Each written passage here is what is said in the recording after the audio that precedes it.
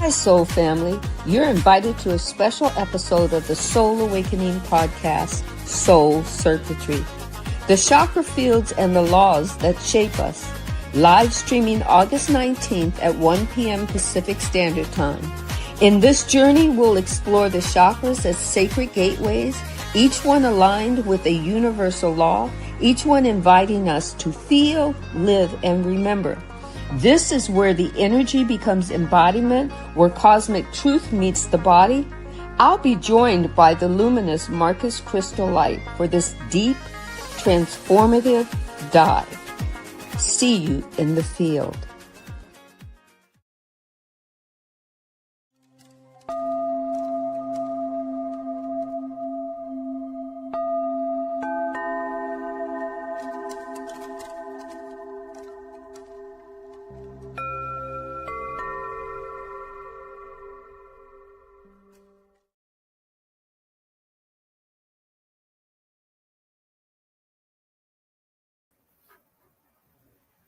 Welcome in, Soul Family. In this spiritual and metaphysical system, the 7 chakra fields are believed to be aligned with the universal laws. Some believe it, some don't. The principles that are governed by the universal laws are both cosmic and human, the human consciousness level. Let's find out today how they collaborate with each other, how they connect with each other. We're going to be starting with the root chakra. The root chakra and the law of survival and the law of divine oneness are believed to be collaboratory energy within and without, all around you. The core principle is about grounding and safety and survival. The root chakra is located at the base of your spine. It's the foundation of the whole chakra system, the base, being grounded.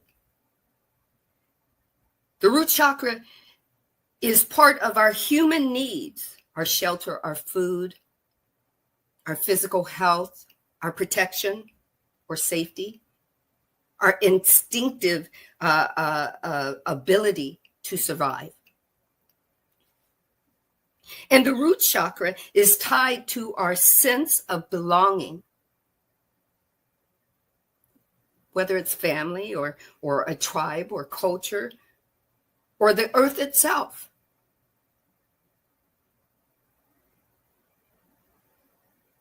When the root chakra is balanced, we feel secure. We feel stable. We feel grounded. We trust and feel supported by everything within us and around us as part of our unification with the journey. When it's blocked,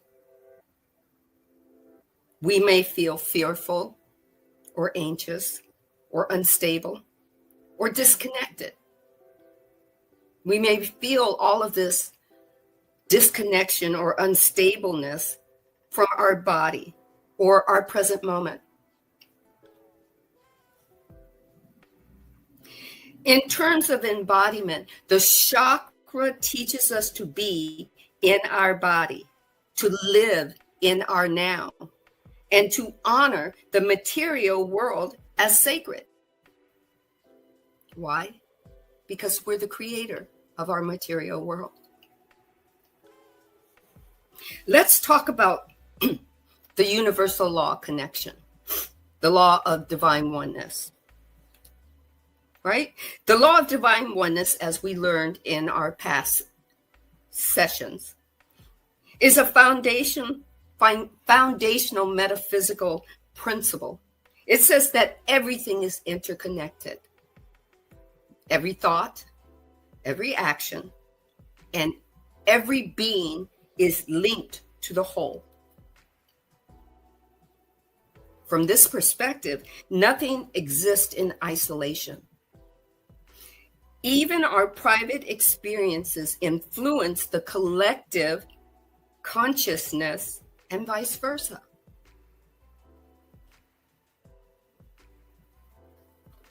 The root chakra aligns this law, and it represents our deep connection with the earth and everything living, every living being. We're connected to it in one way or another. It's our anchoring point to the physical dimension. We're threefold. We're multidimensional. Where the web of interconnectedness life is most evident is within those chakras that we have. They vibrate so much into us that they vibrate out into the universe to give the universe information about what we want, what we need, what our beingness is, happy or sad, what our beingness is, unhealthy or healthy, what our beingness is. It's always turned on. You're always tuned in. You're always transmitting and receiving.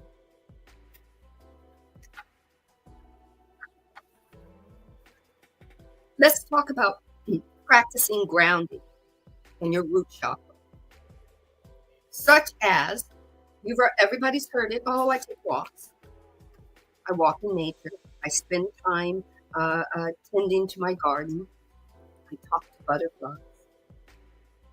We tend to our physical needs.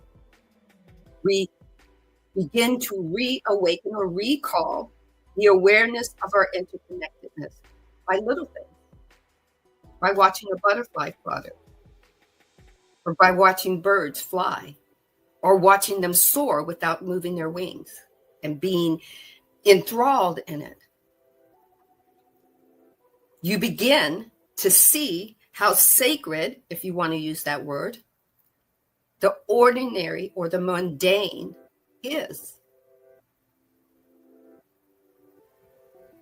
A balanced chakra allows you to feel that you're not separate, that you're not abandoned, that you're part of a larger intelligent system. Earth, the universe, the source. It teaches you that even in our struggles, the most intense struggles of paying bills or finding a home or healing your body, we are working within and with the universal consciousness. We have the ability to talk to and be heard by the consciousness of the divine. And you might ask, well, how do these two work together? The root chakra offers the experiential, to offer you to experience your foundation, the experiential foundation of the law of one, that everything is whole. You get to experience that. You get to take it in, and the universe, as you're transmitting it out, gets to turn it into form.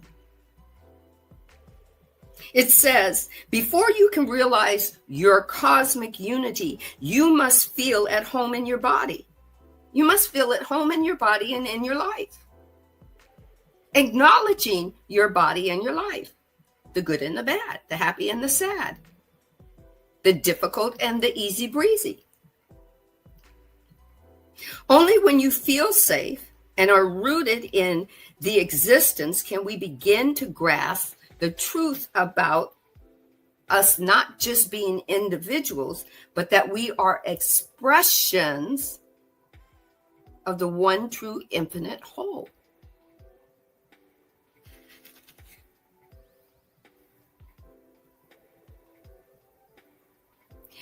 And with this said, I'm going to invite my guest in, the wonderful Marcus Christolight Robbins. And you know, the chakras are his specialty. So welcome in. Here he comes. Let's give him a hand. Thank you for joining me. Thank you, Sandy. Absolutely, it's an honor. And thank you for holding this wonderful podcast series. And I gotta say, it's been an amazing journey just listening in and hearing you talk about these universal laws or principles that can help us with obtaining more of our higher self. And with that, you know, the chakras have been something for me, myself personally, that have really transformed my life as a whole. I know there's a lot of talk about chakras and, you know, anime and cartoons and a lot of spiritual talk about it. But for me, I've really gone through a massive transformation in my life due to becoming aware and learning how to integrate the knowledge of balancing chakras. So just a little bit to share for myself when it comes to my personal relationship and conscious development with our chakra system. Around, I would say 12 years ago, around 2013, when I was about 18, 19 years old, I had came across and started learning a lot of this knowledge. And I was learning Reiki, chakras, breath work, shamanic healing, as well as other things as well. And during this time period, I was also very much addicted to a lot of substances.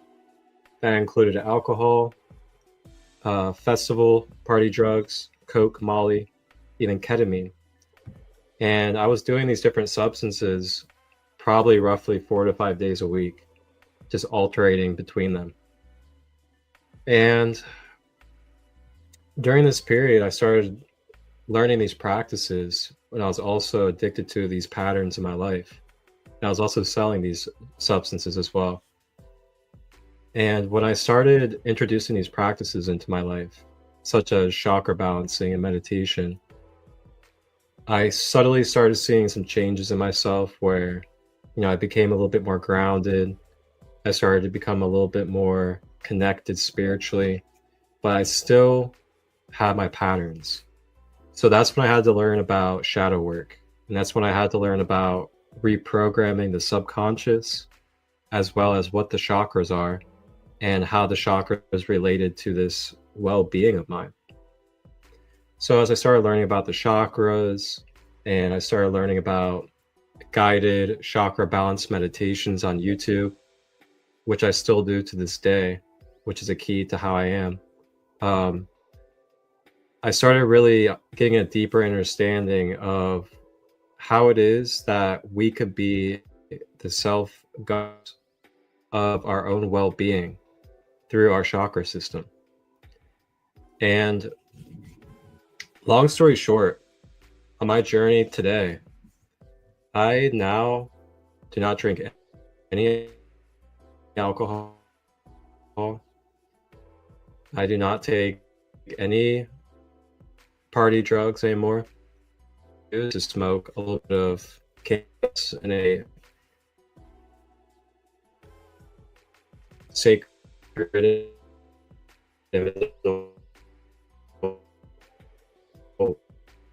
way. And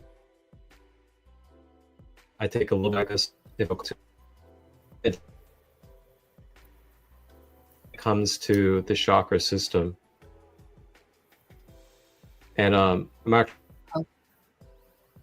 going to ask you, did we start going into the root chakra?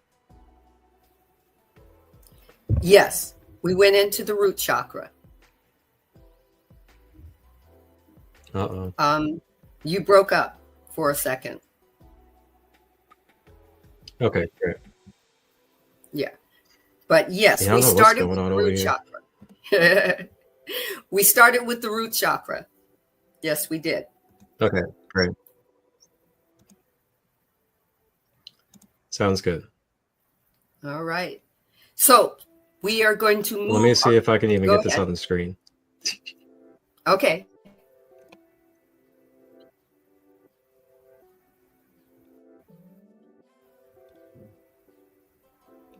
Wow, this thing's so delayed.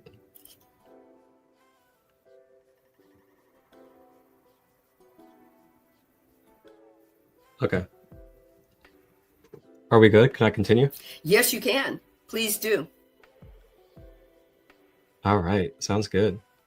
So I got the chakras up here on the screen for you guys. And this is a really great picture that you guys can also get as a poster at home. And it literally gives you like every detail you can need to understand what chakras are and how they work. So it says up top, chakra. Chakra means wheel of energy. It is the life force energy called prana. So it's the doorway for a prana to be able to come to the body, basically. And then it talks about on the left, the way that it flows from the side. And it also shows how the chakras basically create these funneling vortexes in the front and the back. And then the energy streams through those vortexes like a snake upwards through the spine.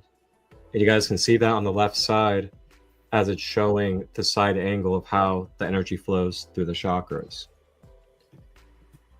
So you got to keep in mind too that this is on a energetic, metaphysical, or etheric level when it comes to the energy of chakras.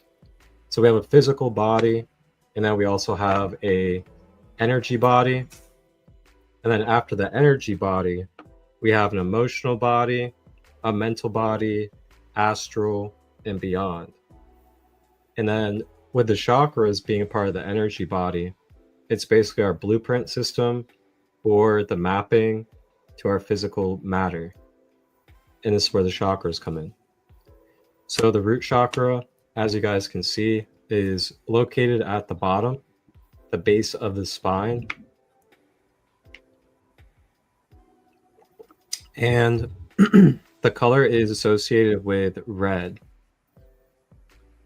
And something about the root chakra is the root chakra is known as our foundation center or our survival center. This is the base to our 7 chakra system or the base to our physicality and physical human life. So with that being said, this is where our stability comes in. This is where our groundedness to the earth takes place. This is also where we are able to feel inner peace, security, connection to abundance of energy and life, as well as feeling like you are safe to be able to express, to create, to be able to live life out of survival mode and fight and flight. So some of the negative things that can, and when I say negative, I mean lower density energy that can take place and basically store into your root chakra, which can then cause blockages and disease. Some of that could look like holding on to fear, holding on to pain, holding on to anger, resentment, as well as scarcity and lack mindset. This is also the center for fight or flight as well. So if we find ourselves in fight or flight mode, or our nervous system is ungrounded, then those are symptoms of having blockages in your root chakra. And then when you balance your root chakra, you're able then to start regulating your system with the earth, because the earth will be connected to you more deeply. And then the mother will regulate your system naturally. So this also connects to your finances, your career, and your connection to material abundance. So that's a little bit about the root chakra, and it is where our prana, or our life force energy, stores, or you could say the kundalini stays coiled at the base. And then when we get up to the next one, that's where it begins to activate. Back to you.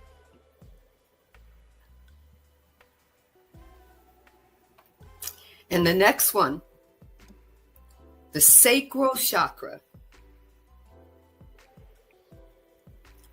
It's in alignment with the law of vibration or law of polarity. Blew my mind when I said, ooh, really? This is a powerful relationship because it deals with your emotional body, your creative energy, and how you react to the flow of life. The sacral is about emotions, pleasure, creativity, relationships. The sacral chakra is located just below the navel in the lower abdomen. And it's the center of emotional intelligence, sensuality, creativity, and the human connection. It governs how we experience pleasure, both physical and emotional, how we express emotions. This includes joy, desire, sorrow, vulnerability, passion, and guess what? Dislike or hatred, etc., etc. It is also tied to, yes, I know everybody likes hearing this, sexual energy and reproduction, but not just biologically, but energetically. As the creative force that brings you ideas, relationships, and experiences into the beingness of who you are. In a balanced state, your chakras allow you to have healthy emotional expressions. It helps you to enjoy life. It helps you to be part of your deep emotional intimacy with yourself and with others.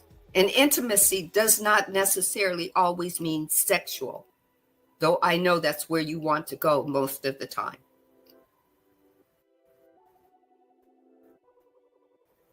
It allows for your creative flow. When your sacral chakra is blocked or unbalanced, we might experience emotional numbness, guilt, shame around pleasure, shame around sexuality, shame because of creative blocks, because we're dependent in relationships, or emotional,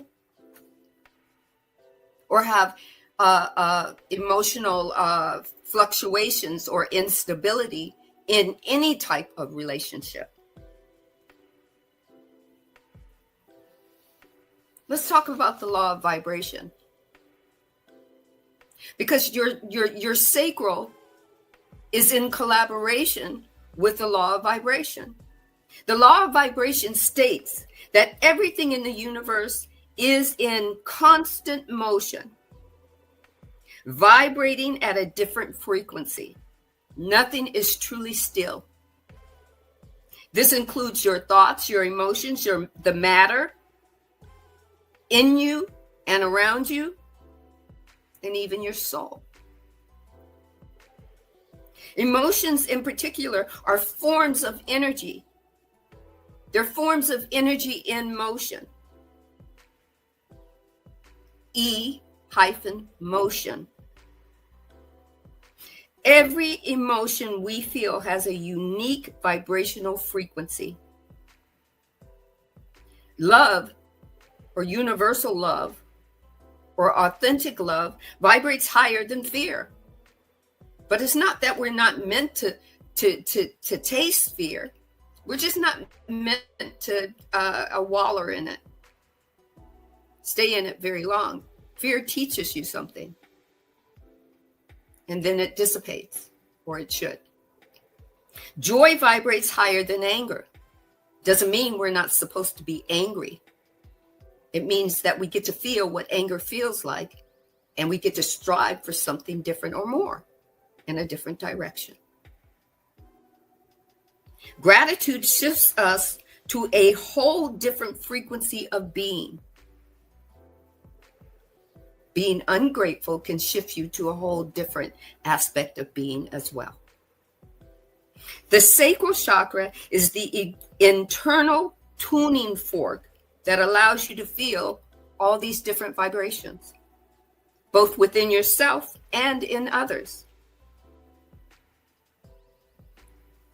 It's your emotional compass and your energy sensor, just like your cars have. It has a compass, a GPS, a sensor. It tells you when you're low on gas. It tells you when you're low on oil.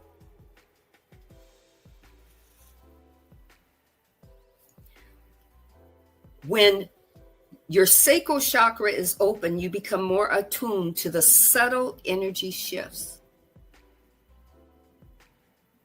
The shifts in environment and people, in your own creative impulses. You can respond intuitively rather than reacting unconsciously. You have that, you start to learn that you have this, you start to feel, not just learn, but you begin to feel that you have an infinite opportunity of choices.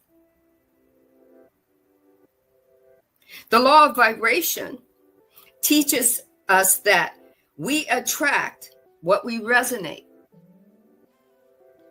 By clearing and balancing our chakra or our sacral chakra, we allow ourselves to emit a higher emotional frequency. It turns into magnetized higher vibrations, experiences, expressions, and stories in our life.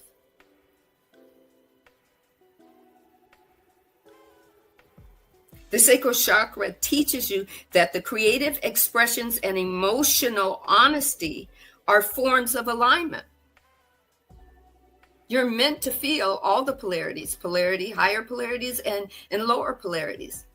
And you're meant to shift, grow, expand, evolve, wash, rinse, repeat. You might ask, well, how do they work together? The sacral chakra is the feeling body through which the law of vibration is experienced. Want to hear that again? The sacral chakra is the feeling body through which the law of vibration is experienced.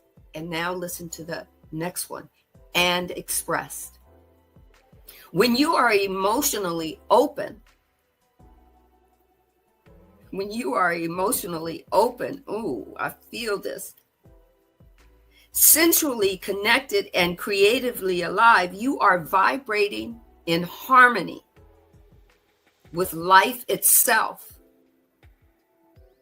You are letting life show you the dance and then dancing with it. This chakra invites you to ask, what am I feeling? Is this feeling moving or am I stuck? What am I vibrating out into the world, and what is it going to mirror back to me? Exactly. Expansive infection. It makes sense that all emotions are from the sacral. Yes, exactly. By honoring your emotions and your creative energy, you step into resonance with the frequency of the law of vibration. You get to live it and attract it. Wash, rinse, and repeat. So over to our guest, Marcus.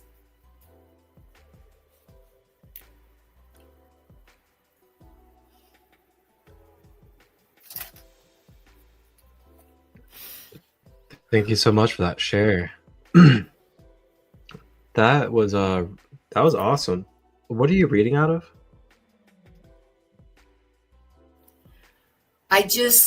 What I did was I put in everything I wanted to say and express. And then the GPT reworded it for me so I could be more concise. I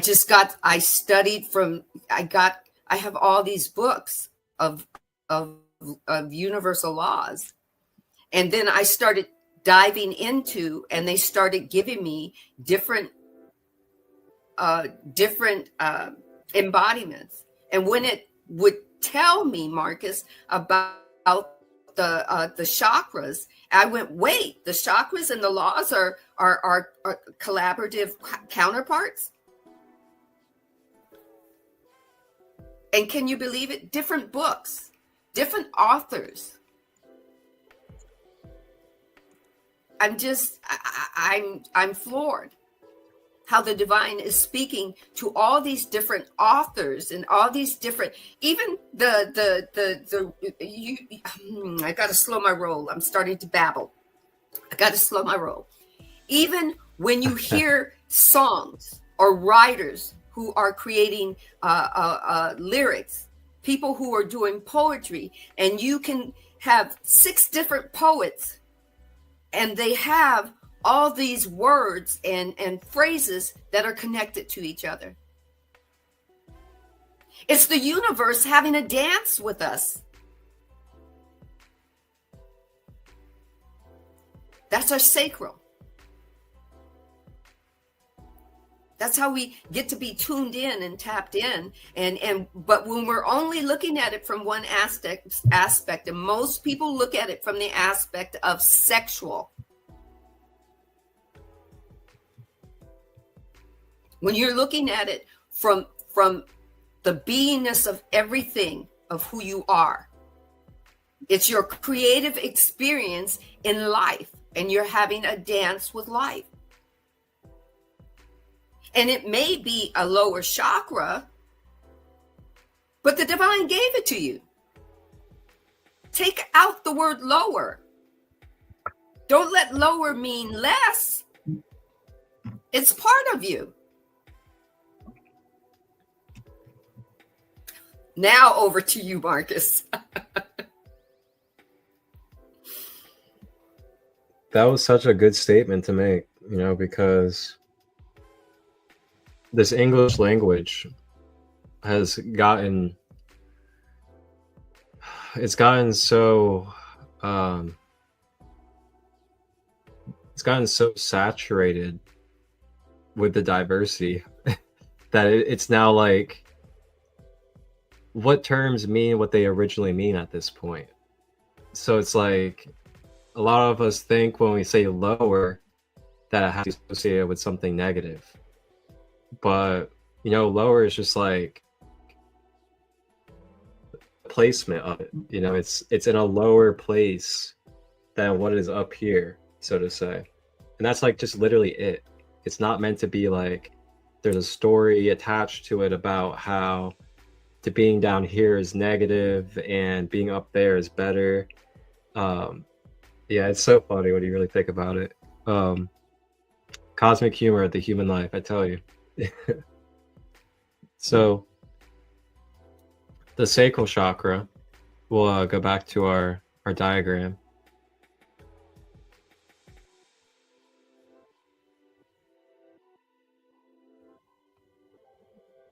So the sacral chakra, see on this diagram here.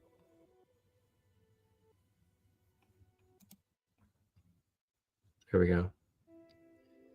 So you can see that it's placed right above that red root chakra that we had just went over together.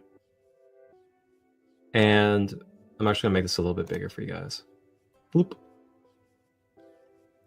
So when you look at it, you can see the prana, which is labeled right below the root chakra.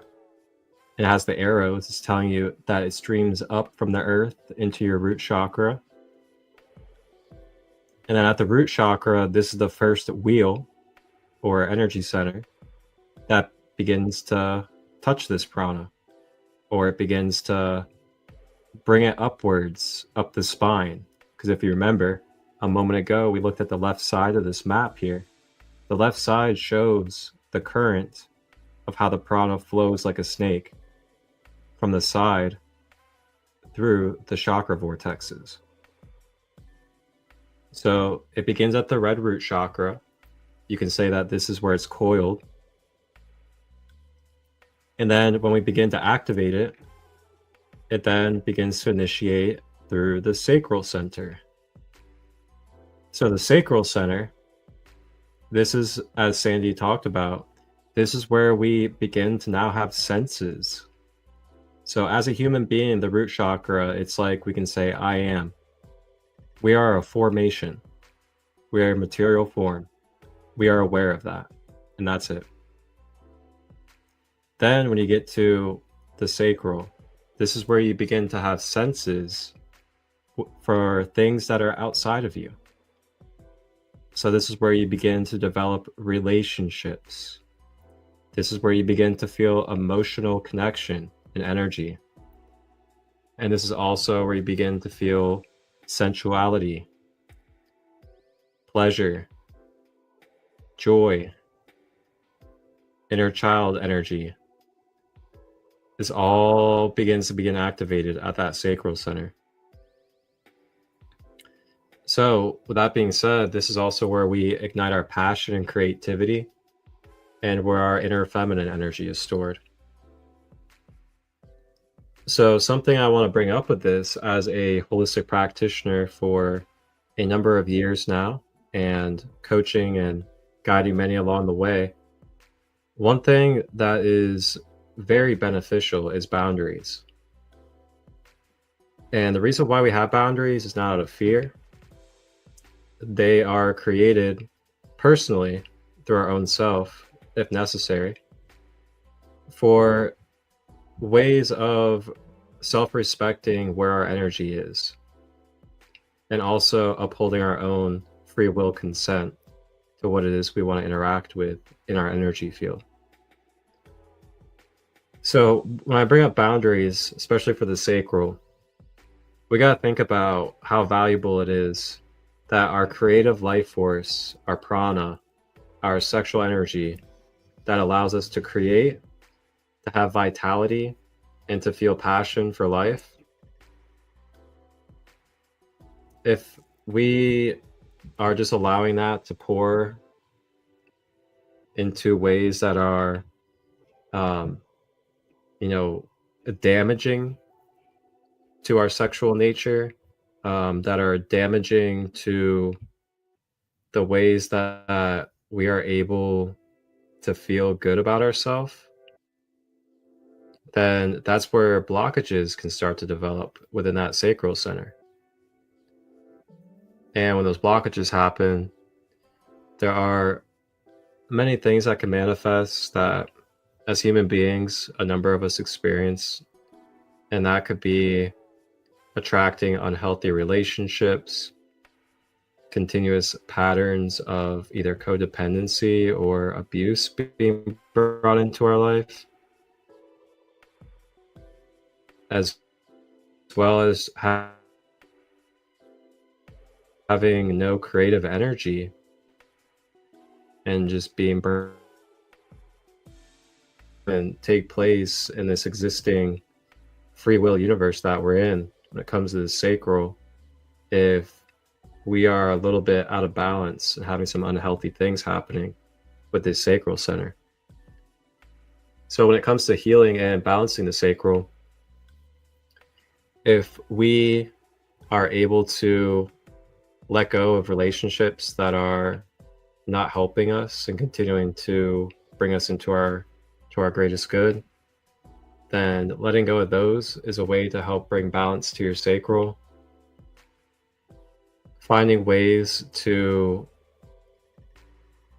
release stored emotions, finding ways to access your inner child and to have fun, move your body, maybe even get the hips moving and dance and listen to music.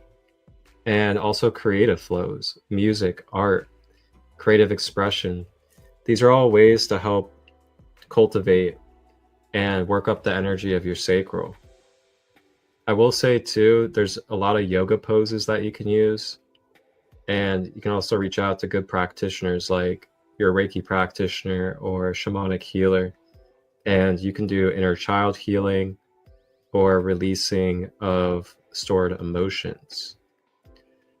I will also say that you can even use different foods and crystals as well. So like some of the foods, basically anything orange, like oranges, peaches, apricots,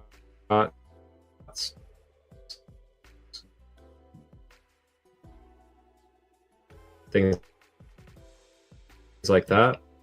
And then you can use different crystals as well. You can use pyrite, sunstone, and then there's a few others as well. So that's the sacral center, and that's what I got for you guys when it comes to the sacral. Thank you, Marcus. Thank you. You're welcome. So let's talk about the solar plexus. Right? You go, oh, we got more? Yeah, we got more. We got 7 chakras. 7 that we speak about often. Okay? So the solar plexus chakra, right? I'm going to let you settle with that. Listen to that again. The solar plexus chakra corresponds, collaborates with the law of correspondence and the law of cause and effect. Blew my mind. It blew my mind learning all of this. But I knew I had to learn it because it was integral in my growth and my dance with the universal life that was being presented to me, the cosmic life that was being presented to me. So the solar plexus is a deeply transformative energy center, and its connection with the law of cause and effect, aka, as you know it, karma, directly speaks to our ability to shape our own lives. To shape our own lives with conscious intention and willpower.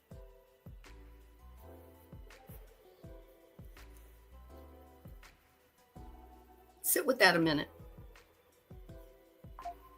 Your intention plus your willpower that is energy-based manifest. The solar plexus chakra is located in the upper abdomen, above your belly button or your navel, however you choose to call it. And it's often, or as I was going to say, it's also referred to as the seat of your personal power. The seat of your personal power. It governs your sense of self. It governs your confidence, your will to act, your capacity to make decisions and to direct your life. It makes you responsible for you, or it allows you to be responsible for you. It doesn't make you do anything. It gives you the ability to do it. It presents it to you, and then you get to say yay or nay. So when your solar plexus is balanced, it can help you feel empowered. You can believe in your ability to influence your outcomes.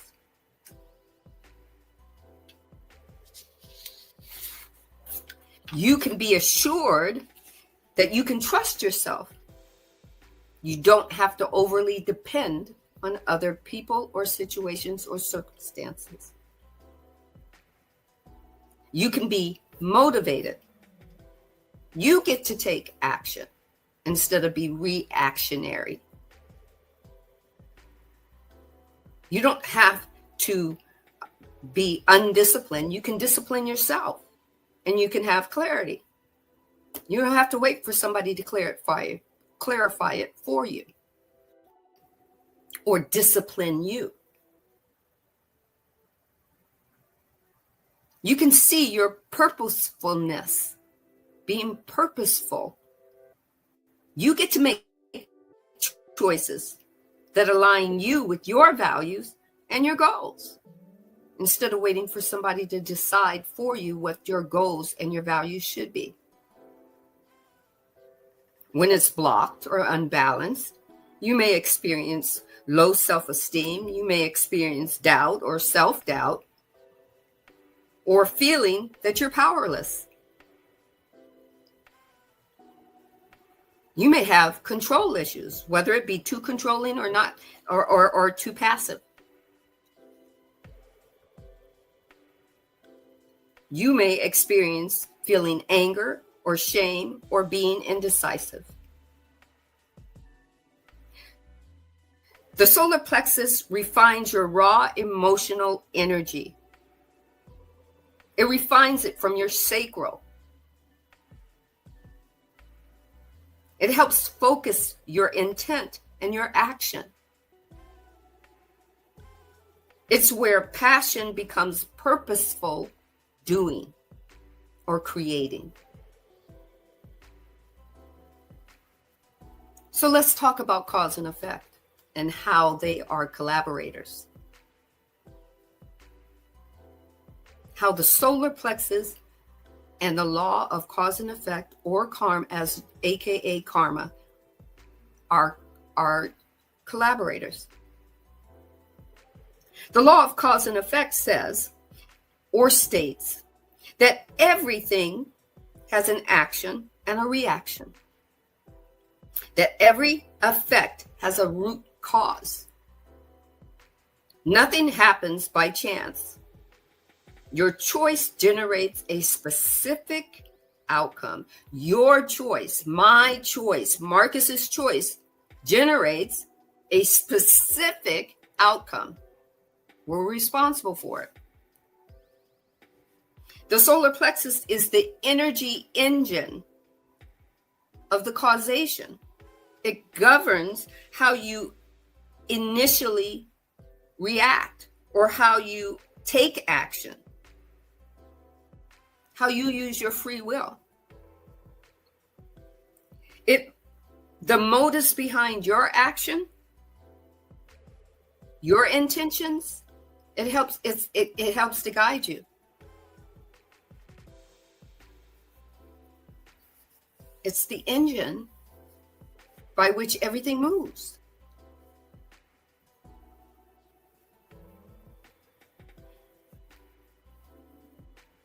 Courage can flow through in an aligned decision. You can be courageous in an aligned decision. It's always vibrating. Take what resonates, leave what doesn't. This may not be for you. A strong solar plexus allows you to own your role to your outcomes. You're responsible for them. It helps you stop blaming external forces, people, situations, circumstances, and start claiming agency over what you create. Because if you claim agency over what you create, you can change it. You can transform it. When your chakra is active, you live live less from reaction and more from conscious creation. Take what resonates, leave what doesn't. You get to recognize that your thoughts lead to feelings. Your feelings inform your action, and your actions generate results. You're responsible for those results. The law of cause and effect invites you to ask, am I acting from fear or confidence? From reaction or from purpose? Your solar plexus gives you the power to choose whether to drift. You get to choose that. How do they work together? Your solar plexus is where the law of cause and effect become personal and practical. The law of cause and effect, or karma, is personal. It's not your knight in shining armor. It's not going to take care of those people that did you wrong because you decided that you're going to direct karma. It's very personal. It doesn't mean that somebody can do you wrong and get away with it, but the law of cause and effect, the personal karma energy is going to make sure that what they put out, they're going to get back because it's a mirror. You don't have to spend time on them. You can spend all the time on you. It's not about, put it this way, it's not about cosmic justice. It's about the creative responsibility you carry every moment of your life. When this chakra is balanced and aligned, you act with clarity and purpose. You stop outsourcing your power to circumstances and other people. You understand that you are the cause, not just the effect, in your creative life story, in your dance with the universe. In this space, willpower becomes a sacred force. Whatever term or definition sacred is for you. But not control. It's about creative alignment. It's about being aligned with the universal law or the universal dance of life for you. Over to you, Marcus.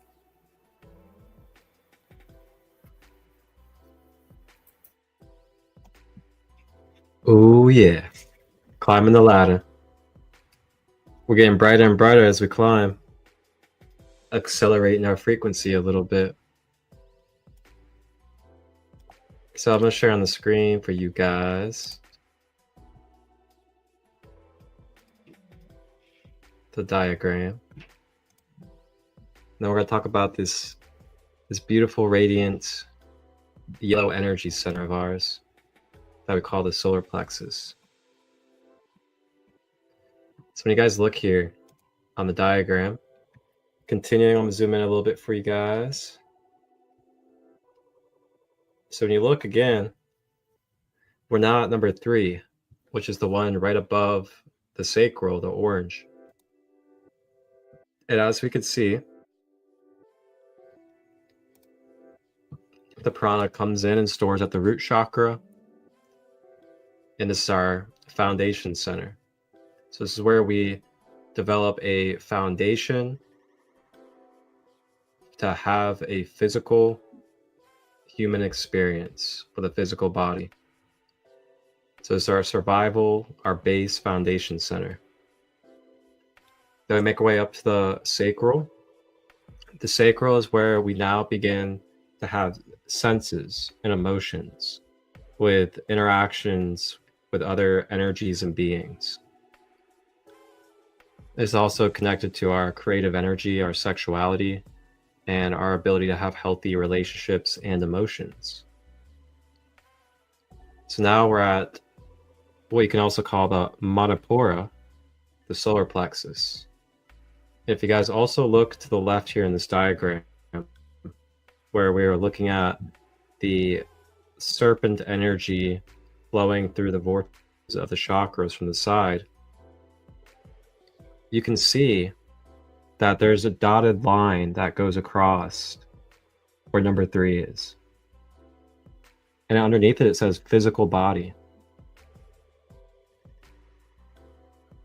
So what it's saying is that these 3 lower chakras, again, there's that word lower, chakras are the chakras that connect us direct energy.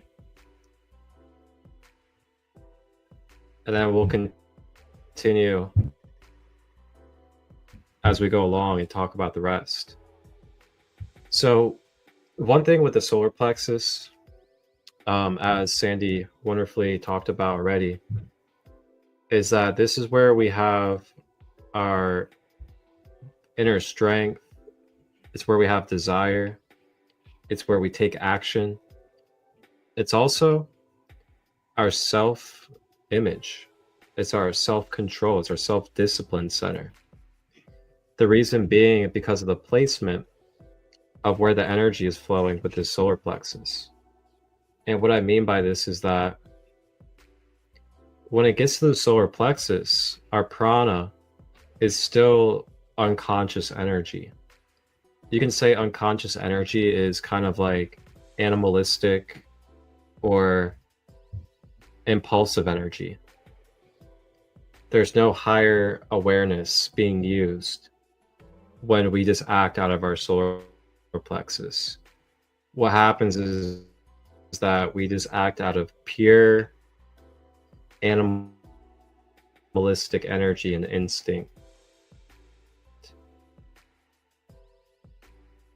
having no connection to the prana moving into our hearts, which is where we begin to feel, so then we can have a more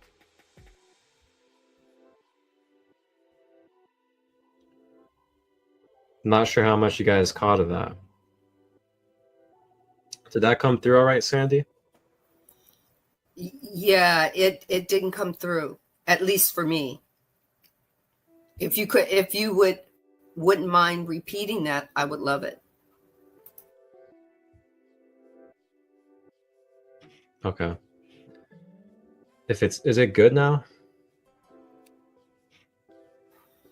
Yeah, right now it sounds good.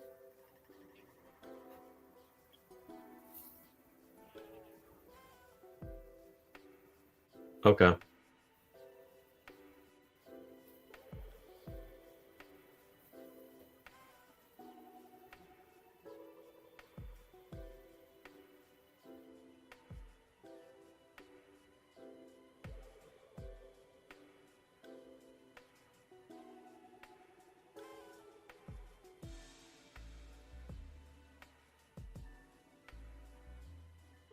Is it still I'm frozen? gonna give it a second. Okay. Un momentito.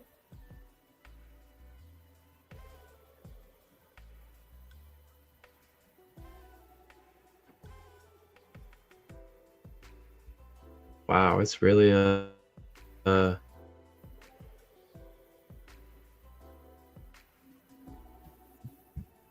going through. Hopefully you guys can hear me now.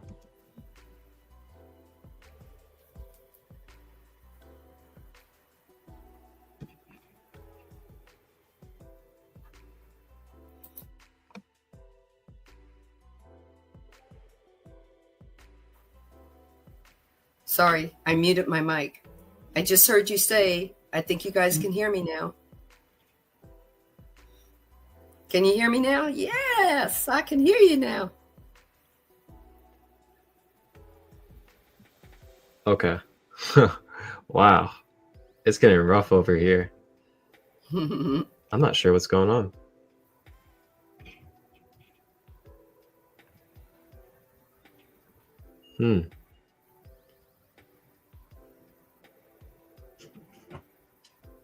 Maybe. Okay. Can you hear me? Yes.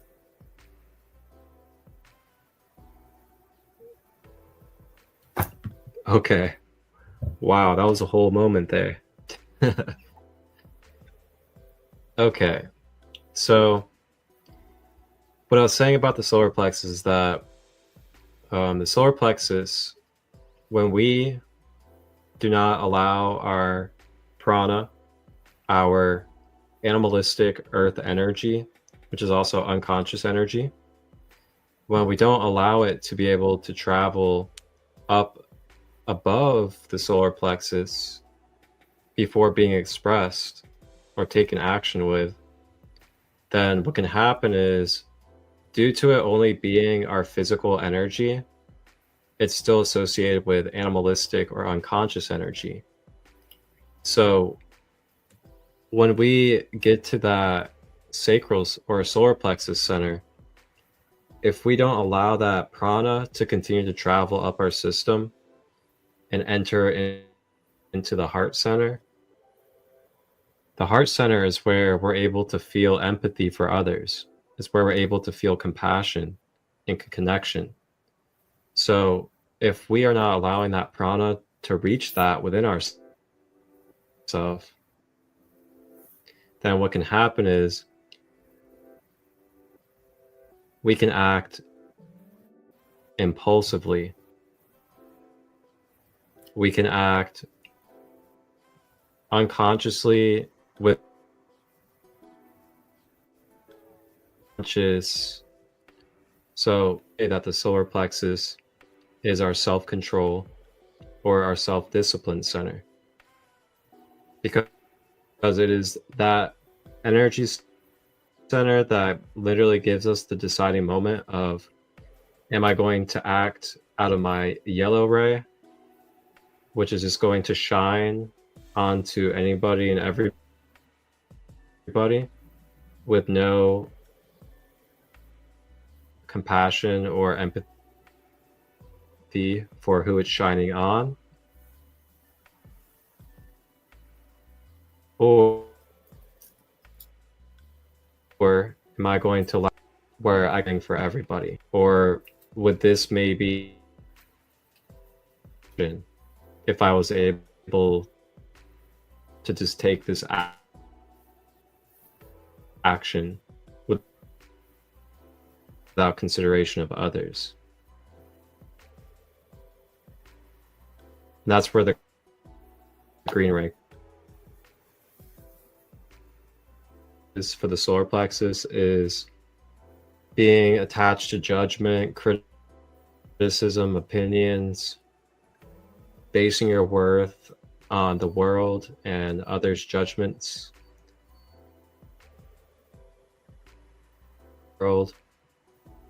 And I also add on to there too, whenever we're trying to prove ourselves to others on worth and value, those are ways that we can bring out of balance our own self-empowerment with our solar plexus chakra. And over to you for the green. For the green ray, the heart chakra. The heart chakra collaborates with the law of love or the law of compensation, whichever one you choose to call it. Take what resonates, leave what doesn't. The heart chakra is often regarded as the most transformative of all chakras because it bridges the lower chakras with the upper chakras. It starts to merge and become everything that is and that is not. It starts to help you become aware, or become the awareness that is aware. The divine told me once that we are conscious creatures knowing that we live. We are not aware of knowing how we live. That's why most of the time we're being told that we're unconscious. We're sleeping. We're in dream state because we haven't become aware yet. But the moment that our prana moves into the heart chakra, we become awareness that is aware of itself. The moment that you ask yourself, am I aware? Awareness moves forward and says, what are you aware of? Your higher being, right? Take what resonates, leave what doesn't. The heart chakra bridges the lower physical energies with the higher spiritual realms. Its connection to the law of love makes it the gateway to true healing, true unity, and true alignment manifestation. Did I just drop? Can you hear me?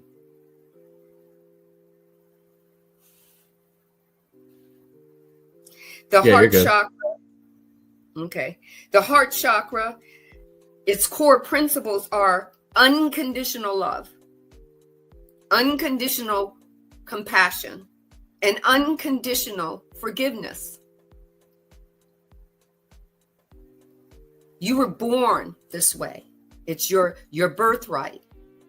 You're just recalling it now. The moment that you move into your heart chakra, you're in the recalling stage of who you were when you decided to come into this experience. Take what resonates, leave what doesn't. The heart chakra is located in the center of your chest.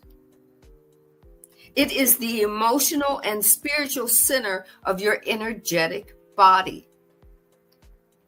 It governs your capacity to give and receive love unconditionally. Not just romantic, but unconditional love. Like a mother for their baby, or a mother for their child, or a mother for their child that is an inmate that killed someone. They still love their child. They don't like what they did, but they unconditionally will always love their child. That's unconditional at a soul level love. Understanding that that individual had to go through that life's lesson.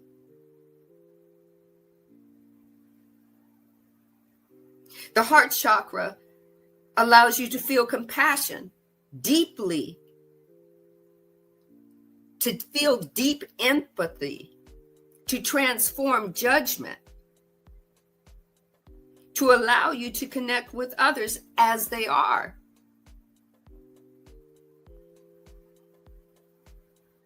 It helps you forgive yourself unconditionally and others. You don't have to wait for somebody to walk up to you to say, please forgive me. You just automatically do it and you get to move on. Doesn't mean they haven't done anything wrong to you. It just means that the universe has already got that taken care of. You don't have to worry about it. But now in your heart chakra, you completely understand or understand it. You forgive yourself and others, which is essential for your emotional freedom and your inner peace. Forgiveness is for you, for your inner peace and your freedom. The other person has to go find theirs. It's very personal. A balanced heart chakra allows you to unconditionally love. No need for control. It helps you to maintain healthy boundaries so that you don't get stuck in boundaries. You're creating healthy ones for your highest and greatest good. You can open the boundary door either way. And you have the unconditional love for yourself in the control of your boundary. You get to still tap into your emotions. You still get to feel them, like or dislike. The heart chakra, if balanced, also helps you to experience joy, connection, and inner peace. It also gets to help you understand that you're not separate from anything or anyone. When your heart chakra is blocked or wounded, you may experience emotional numbness. You may experience loneliness and the inability to trust. You could experience bitterness or jealousy or a deep sense of unworthiness to be part of, or just feel unworthy. Why am I even here?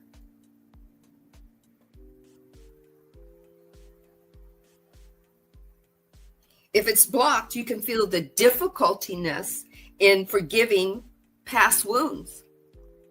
It always keeps coming up, and people will tell you, you have to give that up, you have to surrender it. But no. This helps me, this protects me.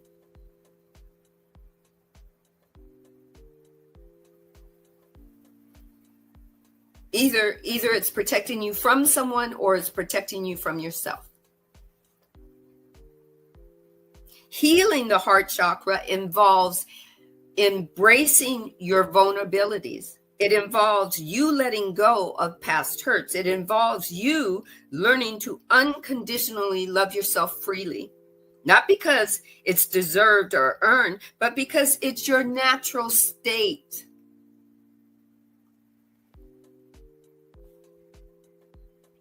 So let's talk about the law of love. The universal connection. The law of love is often considered the highest and the most fundamental universal law. It's also AKA the law of one. And yes, Ra has always talked about the law of one. And it collaborates with the law of attraction. This law states that love is the creative force behind all existence. So everything that flows through your heart space is a creative force. It transforms into a creative force. Take what resonates, leave what doesn't. Everything that is truly aligned with unconditional love harmonizes and expands. Everything that you say, I love, expands, grows, and mirrors, the universe mirrors it back to you. Are you being aware of what you're saying you love? What you offer in love, through your thoughts, through your feelings, through your actions, is magnified by you. It mirrors back to you. It grows and expands. The heart chakra is where this law is felt. The heart chakra is where this law is embodied. The heart chakra is where this law is expressed. It is the bridge between the lower chakras, the root, the sacral, the solar plexus, which deals with our physical world. We're human beings.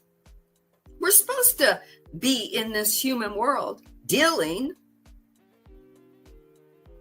creating, processing this three-dimensional world.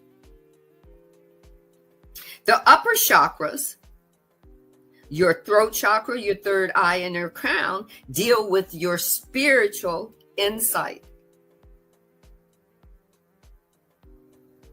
The heart chakra allows you to translate the divine truth into human connection and earthly experiences into the spiritual, into your spiritual or our spiritual growth.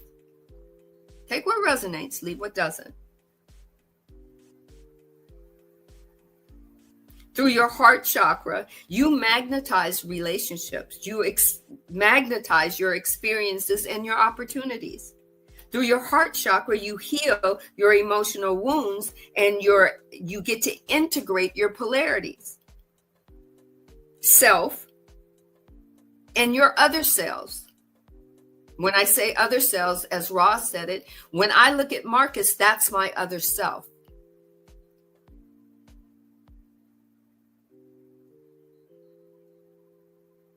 I get to heal mind and body. I get to heal inner and outer.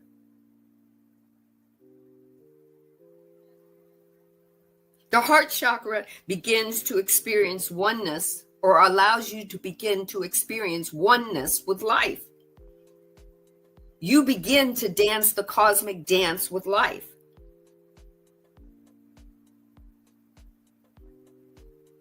Take what resonates, leave what doesn't. Your heart chakra does not recognize.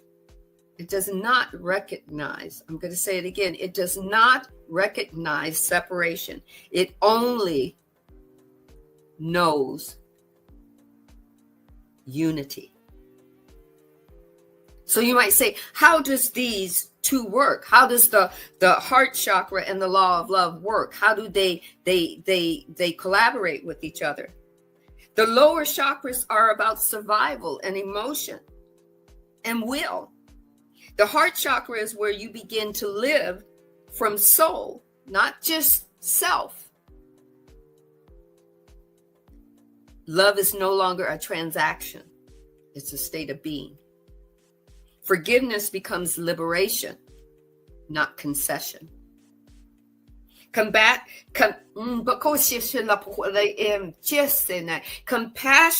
becomes your strength and not your weakness. In this space, in this heart chakra space, you not only attract love, you become love. And in doing this, you live in harmony with the highest law of the universe, the law of love or the law of one. Take what resonates, leave what doesn't. Over to our guest, Marcus.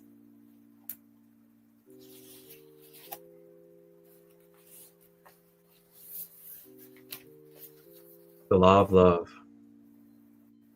The law of love.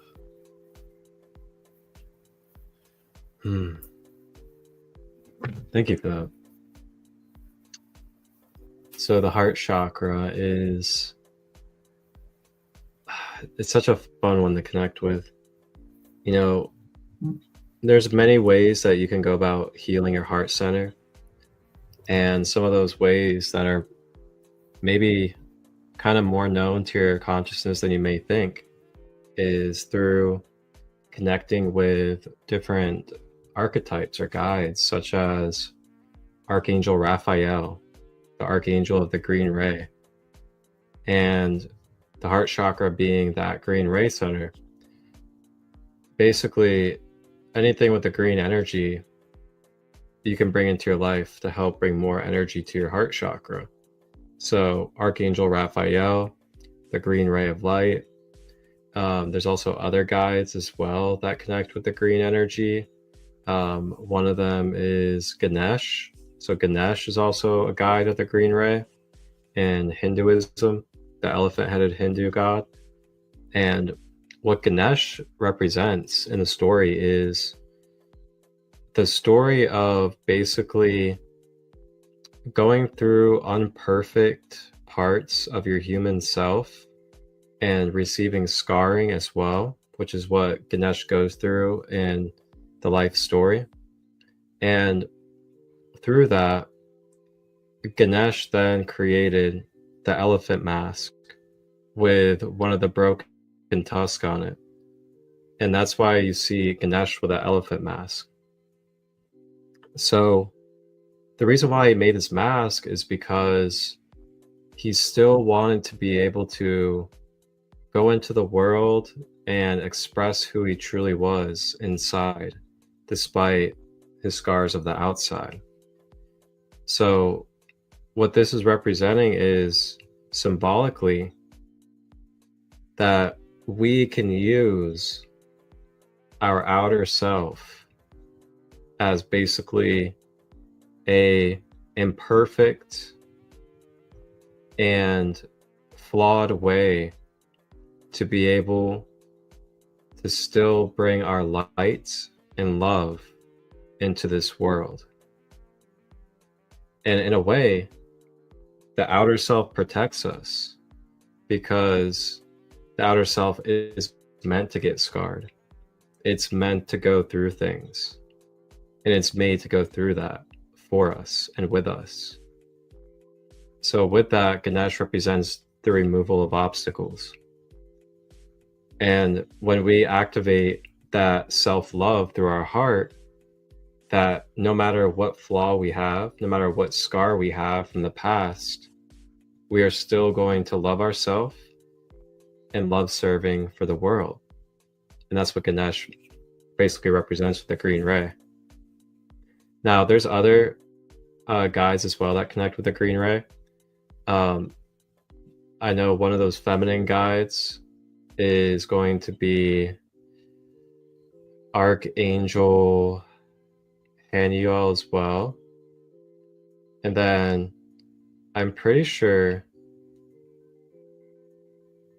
Mother Mary kind of works closely with that green energy, but she's actually a turquoise ray, which is the green and the blue combined together. So she's really like an ascendant master of the bridging of the heart with our expression. So yeah, that's pretty fascinating. And going back to our diagram with the heart chakra, the heart chakra is in the center of all 7. So therefore, to the lower chakras, being able to make its way up into the higher spiritual realms.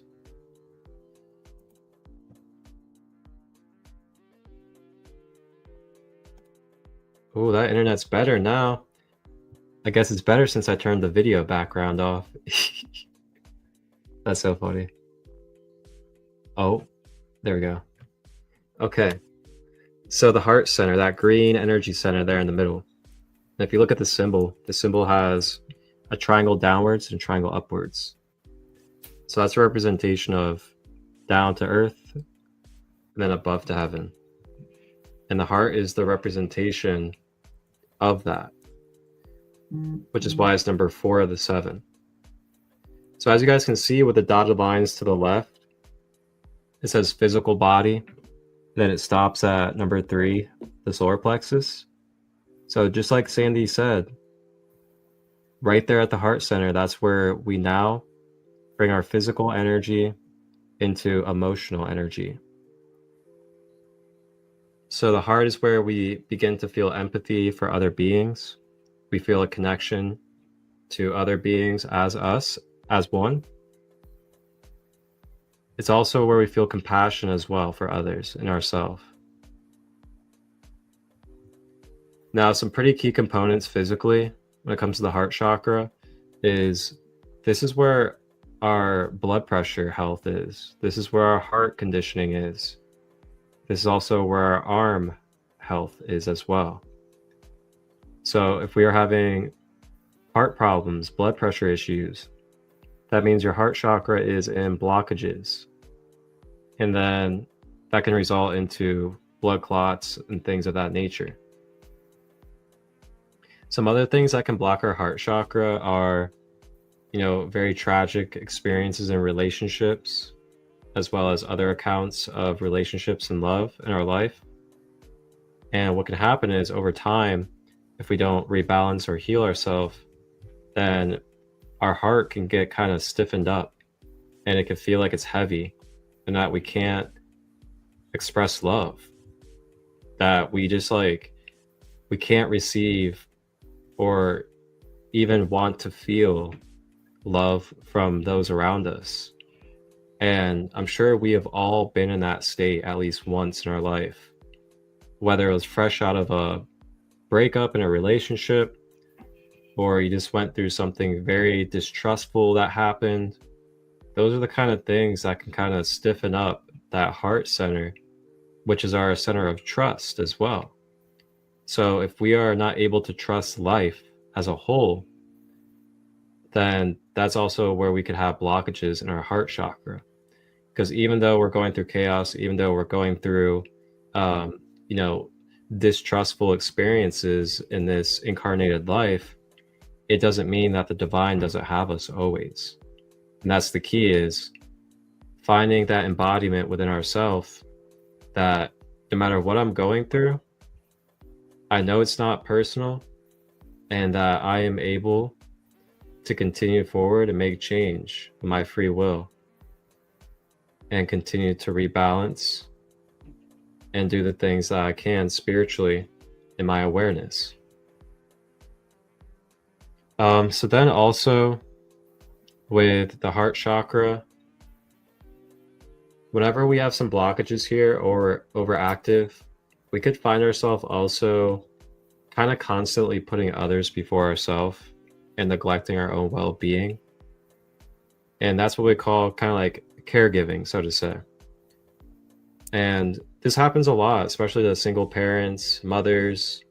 You know, they're working 2 jobs, they're doing all these different things. And then what happens is they're so used to being in that state that when they actually get help, or help asks, you know, to help them, they're just so out of whack and out of balance with their heart center that they don't even feel like it's right to receive help.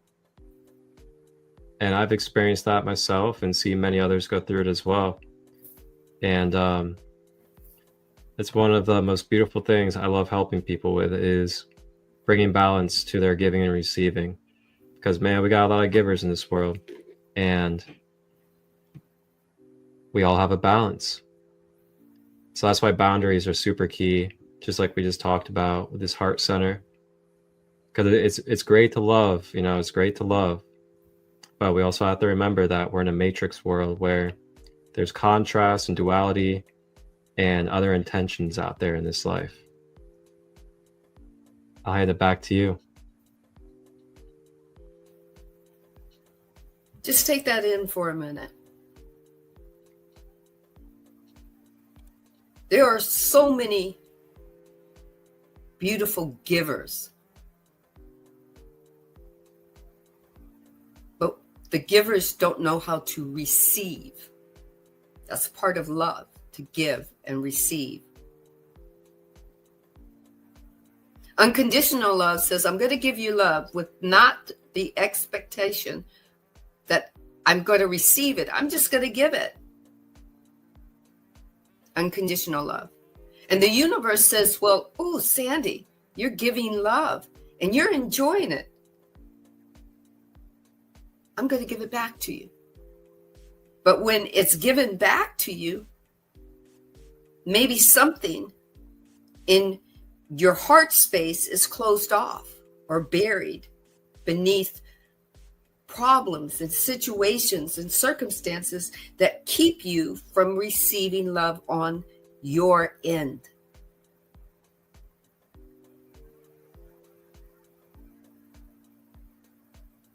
It takes in all that energy from your root and your sacral and your solar plexus.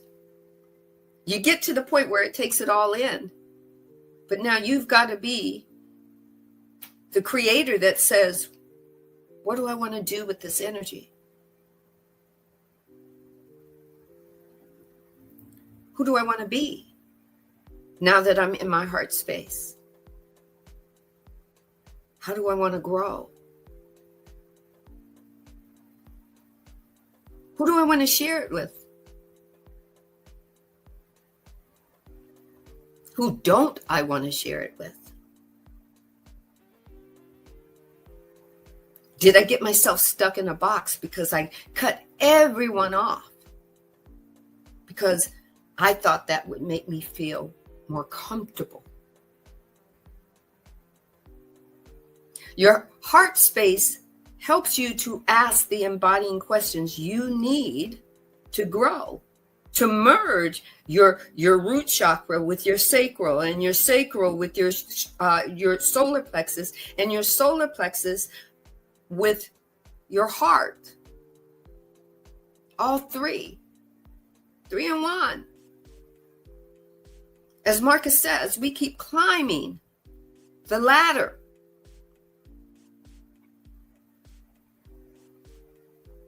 So that takes us to our next chakra and the next universal law that's in collaboration with the chakra. The throat chakra, the universal law of truth and expression, a collaboration. The throat chakra is vital energy. It's vital energy because it is the gateway between your inner truth and your outer world. Between your inner truth and your outer world. When aligned with the law of expression, it empowers you to shape your reality through conscious communication, conscious authenticity, and conscious integrity. Take what resonates, leave what doesn't. The core principle of your throat chakra is communication, truth, and self-expression. It's located in your throat, just like it says. This chakra governs all aspects of expression. It governs all aspects of expression through sound, through speech, through listening, through symbolic communication, even through numerology. It reflects your ability to speak your truth, to ask what you need, to express your ideas clearly, to honor your inner voice, yours.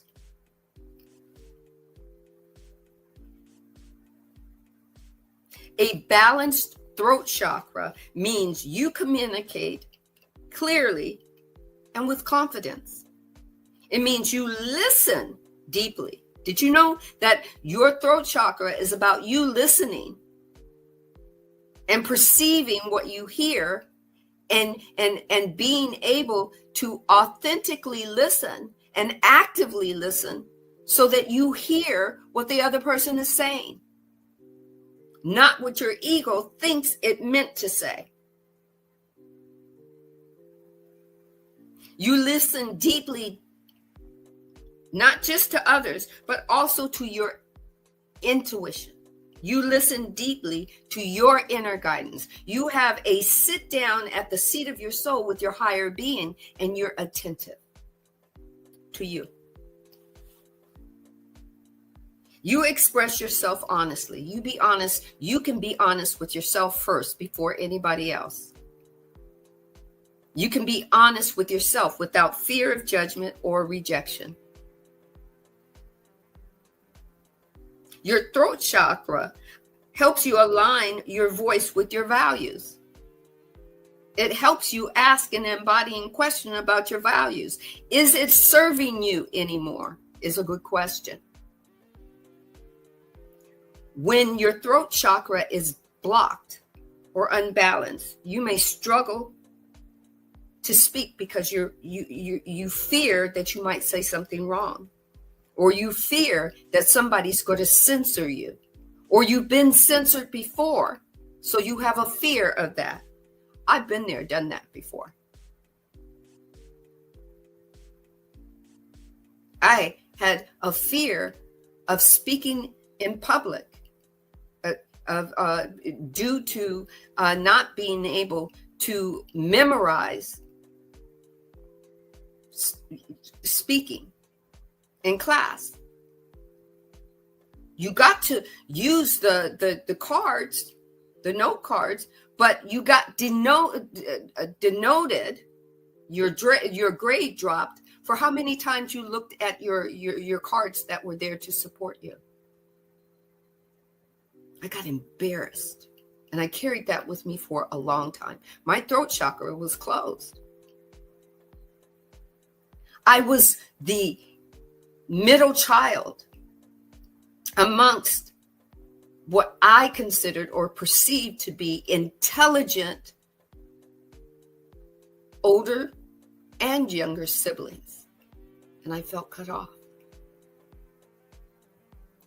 And I had the impression that I was being censored because they would say, oh no, that's not right. It's like this. So I started feeling that my voice didn't matter. When your throat chakra is blocked or unbalanced, you might start over talking people or dominating conversations or using your words harshly. I sometimes would just shut up.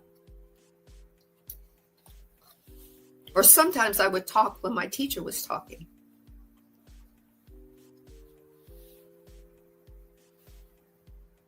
There can also be a disconnect between you and what you feel or what you say. You could be feeling one thing, but you can say another thing because you want to be compliant with the person that you're having a conversation with.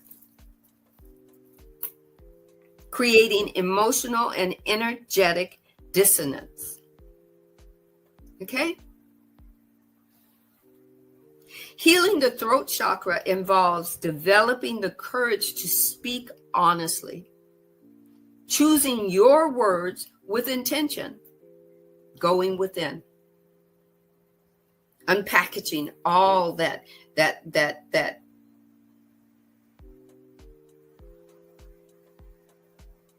problems or the perception of problems of speaking that I buried. Uncovering it and letting myself feel it. The more I did lives on Instagram, and now I'm embarking on YouTube, experiencing the uncomfortability of it and going, what the hell? Let's just do it. Reclaiming my voice so that I could be a creative force. So let's talk about the law, the universal law that connects this throat chakra, that merges with this throat chakra, that collaborates with this throat chakra. The law of expression. The law of expression teaches that the universe responds to what we declare, especially when the declaration is infused with emotion or embodiment, clarity or embodiment, and authenticity or embodiment, whatever your label is. Every time you speak, you are emitting a vibrational energy into the world, and the world is mirroring that vibration back. Words are not just tools. We're told that they are tools. I believe that they were tools for so long, but they are carriers of frequency and intention. When your words, your thoughts, and your emotions align, they act as commands to the field of reality, and the field of reality has to respond. It knows nothing else to do. There is no gray area. It's required to manifest experiences, attractions. It's required to shape perceptions. This law reveals the importance of speaking with integrity. This law reveals avoiding self-limiting language like I can't, or I am not good enough. It reveals that you can use affirmations, prayers, and mantras consciously and embodying the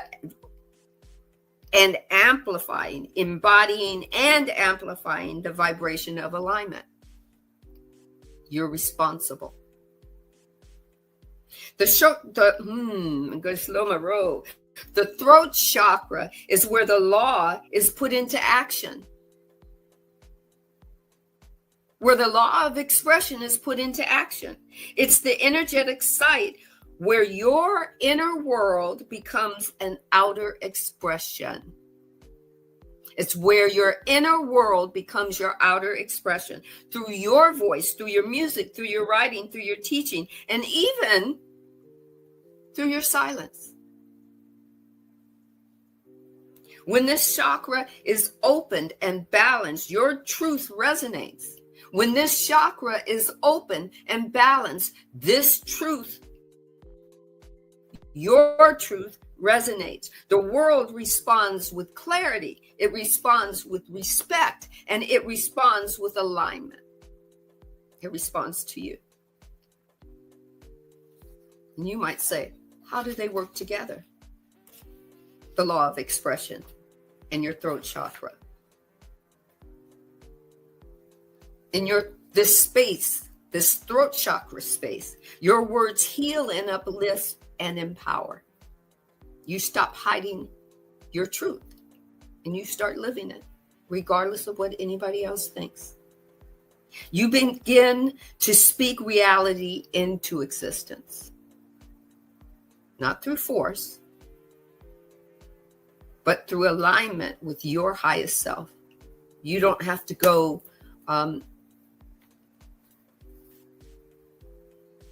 you don't have to go search.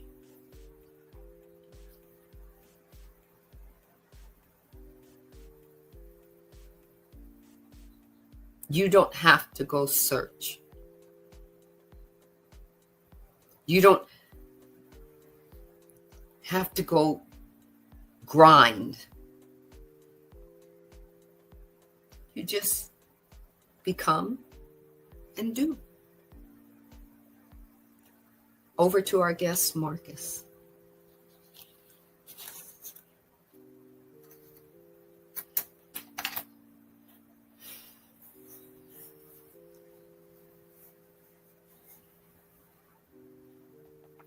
So the throat center, where we begin to now consciously, through our hearts, begin to be able to now uplift that prana. I'll go ahead and pull our image back up. We're now able to uplift that prana that we now made up through our physical nature into the beginning of our emotional nature with the heart. It then rises up to the throat, where it's no longer just emotional, but it's also what you can call astral or conscious spiritual energy. And with the throat center, this is where we are able to communicate and express. It's where we're able to put forth our creative energy into the world. There are our conscious and feeling of connection. It's also where we're able to bring forward our dreams into our physical reality, because we download it from the crown into the third eye and then bring it into life through the throat center. Some keys with the throat center as well is that it is our integrity center, as well as our discernment center. And I like to use discernment better than integrity, because I feel like the solar is a little bit more of the integrity center, where the throat is kind of more of discernment. And what is discernment? I'm sure you guys have heard the phrase, discern your energy, discern their energy. You know, discern who you are doing a healing practice with, discern the practitioner, the reader, things like that. But maybe you haven't had yourself explain to what that truly means in a micro level. So with the throat center, with it being our discernment energy or our discernment center, discernment means basically receiving energy and information and then processing it and filtering it. And then through that, we feel if it resonates for us. And that is discernment, basically. Our throat center draws in the energy and information that is being expressed to us. And then it filters through the throat center. And then if it resonates with our authentic being, then we will feel if it resonates, or we will feel if it does not resonate. And then once we feel that, and once we get signaled that through our intuitive throat center, then that's up to us to either listen to that or ignore it. And what we find is, we ignore it, then we start going into a little bit of our shadow, and then we go into some experiences that help us not ignore it. Or if we don't ignore it and we listen to it, then we get that feeling of like an upliftment and a level up in our life most of the time. And there's no good or bad to it. You always have chance and opportunity. That's the beauty of free will. Even if you don't become aware of what you're going to become aware of in that moment, then you'll just go on to more experiences, and then you'll have more opportunities to become aware. So that's why we have grace and give ourselves compassion, which was another key within this as well. So if Sandy is open to it, I would love to play a video for a little bit, not long at all. And in this video, it's going to help us connect with this connection between the heart and the throat.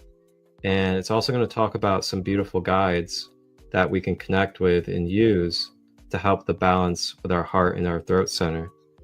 And before we go into that as well, I also want to give some blockages for the throat.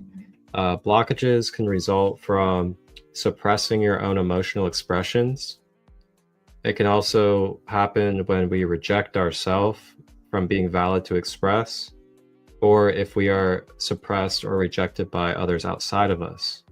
This can result in our emotional energy not traveling up and out through our throat center properly. And then this causes blockages and backup within that serpent energy that you see again to the left, that's trying to automatically flow its current through you. So once those blockages happen, that current can't do what it's made to do. Then it becomes very difficult, it causes tension, pain, struggle, disease, so on and so forth. So those are some pretty key things when it comes to the throat center. And those really subtle energies too, those subtle moments where, you feel a big expression building up inside of you, and then you reject it or you suppress it because of fear. That's another way of blocking your throat center. So yeah, Sandy, if you're open to it, I would love to play a video for a short moment. Awesome. She is cool with it. I'm gonna go ahead and stop this share screen so we don't have too many things going at once, because who knows what would happen with the Wi-Fi. Okay. All right. So you guys are gonna really enjoy this. Get cozy, and I'll play just a little bit of this video, but it's gonna be a good one. Welcome everyone. I am Gwendolyn, a student of the Ascended Masters teachings, and I am just so grateful to be here with you today on Ascended Masters 101. In this episode, we are diving into the healing flame of Archangel Raphael and his twin flame, Mother Mary, and their shared divine mission to restore wholeness through the practice of the Immaculate Concept. So whether you're seeking healing in the body or the mind or the soul, or maybe you're looking for ways to support other people on their spiritual journey, this teaching is for you. Archangel Raphael serves on the fifth ray, the emerald ray of truth, of healing, of science, of wholeness, music, and abundance. And his twin flame, Mother Mary, is the divine feminine presence of this ray.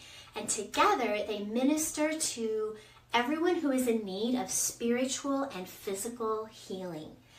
Their retreat is located in the etheric realm over Fatima, Portugal, and it's a holy focus of healing where pilgrims have felt the radiation of the healing flame since Mother Mary's appearance there in 1917. As it's written in the Masters and their Retreats, quote, "The healing flame that blazes on the altar of his retreat was anchored in the physical octave when Mother Mary appeared to the 3 shepherd children at Fatima in 1917. There is a stream of light that flows like a mighty waterfall from the etheric plane to the physical focus, and to the present hour, pilgrims are healed by the waters of the healing flame," end quote. Isn't that amazing?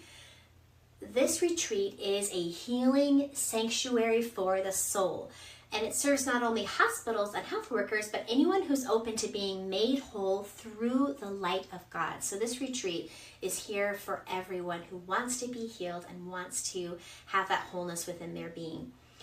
The 5th ray is emerald green, and it governs the 3rd eye chakra, which is your center for divine vision, insight, truth, and spiritual discernment. Archangel Raphael's name means God has healed, or medicine of God, and his flame holds the matrix of wholeness. He is often called upon by those in the healing professions or those who are facing physical challenges. Mother Mary, the beloved mother of Jesus, is a master in the science of the Immaculate Concept, which is holding the divine image of the soul no matter what outward conditions may appear. So she always sees the best in everyone. So Archangel Raphael and Mother Mary together teach us the science of the Immaculate Concept. And this science is practiced by every angel in heaven. So this is really important in heaven. Their mission is not just to heal bodies, but to heal our souls and our minds and our emotions and the deep patterns of pain that sometimes keep us from our divine potential. And so this science of the Immaculate Concept and the healing of our beings, you can tell how nicely they go together, right? Because they see the best in us and they help us with that. One of the most powerful gifts Archangel Raphael has given to us is a sacred healing thought form. It's a matrix of light that can be invoked through prayers and through decrees. And it's made up of 3 concentric spheres. So the innermost sphere is pure white light, which restores the divine blueprint of the soul. So white in the middle. The middle sphere is sapphire blue, sealing the protection and the will of God. So white and then blue. Then the outermost sphere is emerald green, which brings the full radiance of the healing flame into your being. So white, blue, green. And you can visualize this thought form placed over yourself or a loved one whenever healing of any sort is needed. Mother Mary complements this by teaching us to hold the Immaculate Concept, to see the divine potential of others and of ourselves, even when it's obscured by illness or limitation of any kind. So they do this for us, and they also ask us to hold the Immaculate Concept for other people. Mother Mary says, quote, "Support people by maintaining this immaculate, stainless, spotless vision. The perfect idea becomes a magnet that attracts creative energies of the Holy Spirit," end quote. So when we align with that perfect image, we magnetize healing. We call in that wholeness. So here's how you can begin working with these angels of healing right now. Step 1 is the decree. You can speak this aloud with intention, a prayer, something to this effect. In the name of Jesus the Christ, beloved Archangel Raphael, beloved Mother Mary, place your healing thought form over myself, someone else, anyone who you'd like this healing thought form to be placed over. Let this soul be made whole according to God's will. You can also apply a visualization. You can see these 3 spheres, white. All right. So that's where we'll close out on that. It's an 8-minute video, but you guys can find that on YouTube anytime too. So just know that you guys can always research and look up and just type into your computer, like Archangel Raphael, Mother Mary Ascended Master, Saint Germain and the Violet Flame, and just type those in on YouTube, and you'll find such a large variety of videos to check out. So don't be afraid to use your resources, and these beautiful rays of light and divine beings that are reflections of our one self, they're always accessible through these various ways, even if it's digital. So just try not to limit your mindset, digital, physical, energetic, mental, it's all energy, and it's all ways to be able to access the different ways of energy. Truth, right? Truth as we perceive it. So when we discern it and we go learn about it, and we have a perception that we can feed from our lower three chakras, or our little I, our egoic I, and we carry our egoic I, our lower three chakras carry our egoic self through the heart chakra into our throat chakra. It moves into our third eye chakra and into the crown chakra. It merges. We become. That's how we become multidimensional. Growth and expansion. Nothing stays the same. Everything is constantly in motion. Everything constantly moves. So we grow, we expand. And as we grow and expand, we are learning that we come from growth and expansion. We come from the realm of you might want to call it heaven, or the realm of absolute. I call it the realm of absolute because it's everything and no thing all at the same. And we're recalling that spiritual part of us. Our higher being is coming in and saying, "Oh, I remember that. Okay, now show me that in form. How does that work?" And rubbing your hands together and going, "Show me." Because now you've embarked on your heart chakra and your throat chakra, and you get to have this vibration where even the silence is a frequency.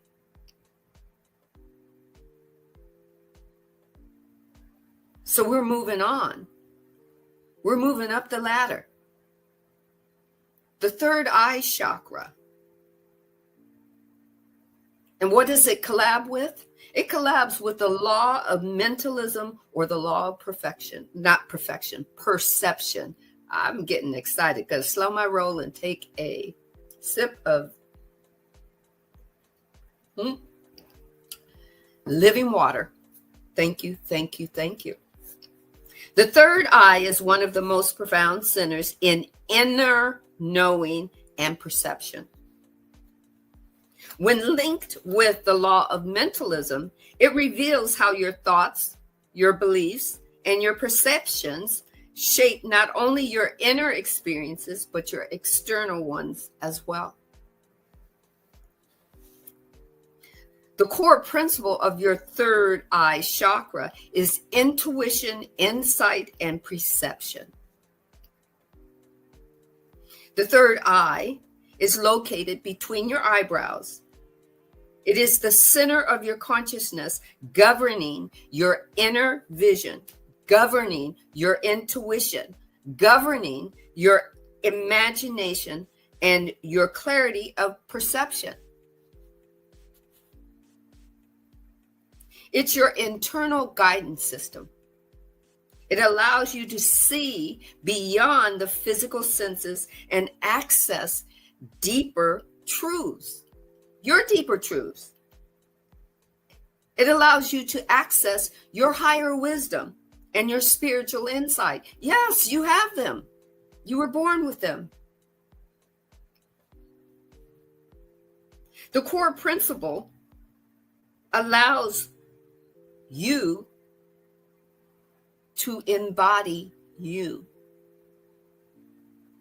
When this chakra is balanced, you feel mentally clear. You feel spiritually aware.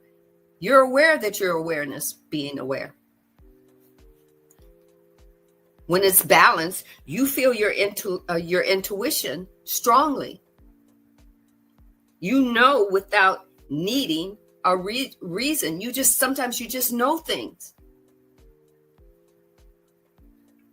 You trust your inner guidance system and you see the deeper meaning behind experiences. Everybody else can be seeing the world in one way and maybe in fear, but you don't see the fear. You see the, well, what if that's leading me to a different position in life? Where is that taking me? We've got the horn confirming.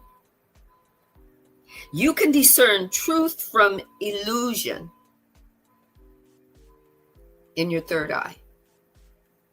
You can navigate the cosmic dance of life through your deeper awareness. When you're blocked, or when it's blocked or imbalanced, you may feel foggy. You may feel disconnected from your intuition. You may even feel irrational. Right? You may doubt yourself. You may doubt yourself in your inner knowing. It's kind of like at doing a test. I'm getting excited here. Doing a test. I've done tests in school. And the first thing I check is the correct answer, but I change it and I overthink it and change it to something different. And the teacher used to be able to see where I changed my answer, where I erased it, or I crossed it out and chose something different. And I remember the teacher always telling me, go with your first instinct, Sandy.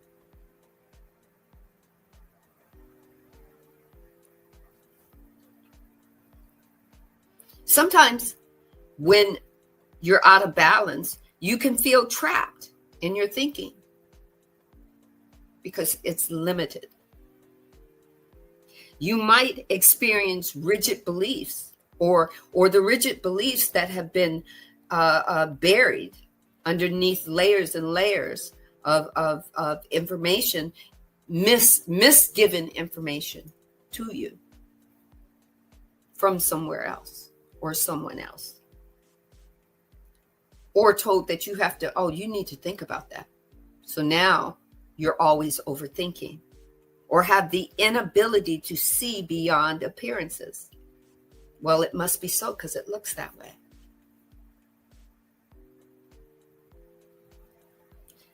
The chakra is also the seat of your imagination. It's the seat of your creative visioning. It's the ability to visualize possibilities before they manifest. Embodiment. See it, feel it, be it before you receive it, before it manifests. Show the universe what it feels like. Let the universe see it. Did you hear that? Let the universe see it. So let's talk about the universal law that connects your intuition. The law of mentalism. The law of mentalism, the first hermetic principle, the first hermetic principle, I'm going to slow my roll and say that word clearly, teaches that all is mind. Take what resonates, leave what doesn't. If I've called it the mind and you believe it's the soul, it's all the same. It's consciousness. The universe and everything in it originates from consciousness, from thought, imagination, and awareness. Everything you perceive, you create, you experience is first born of a mental image or a belief. The law, or this law, requires that your reality is shaped by the contents of your mind, your thought, your beliefs, your perception, and your assumptions. You're responsible. The third eye chakra is the interface between your mind and the metaphysical. The space where inner thought becomes your outer vision. When your third eye is open, you become aware of how your thoughts project onto your reality. You become aware of it. You go, ooh, did I just do that? What you believe, you begin to see. Oh, I want a 1996 baby blue Jaguar. Did you know when I intended that? I saw baby blue Jaguars everywhere, including the 1996. Everywhere before it manifested. And then I manifested 2 of them. I got to choose. You gain the ability to consciously direct thoughts and visualizations to reshape your experience. You get to change it. Take responsibility for it. That's the law of mentalism. You stop being a passive receiver. You stop being a passive receiver and sitting on the sidelines of the dance, of the cosmic dance of the universe, waiting for somebody to ask you to dance. You become actively a co-creator in your working mind and your working vision, and you begin to manifest the outcomes and take responsibility for them. This chakra sharpens your spiritual perception. You begin to see life through the lens of unity and purpose, rather than separation and fear.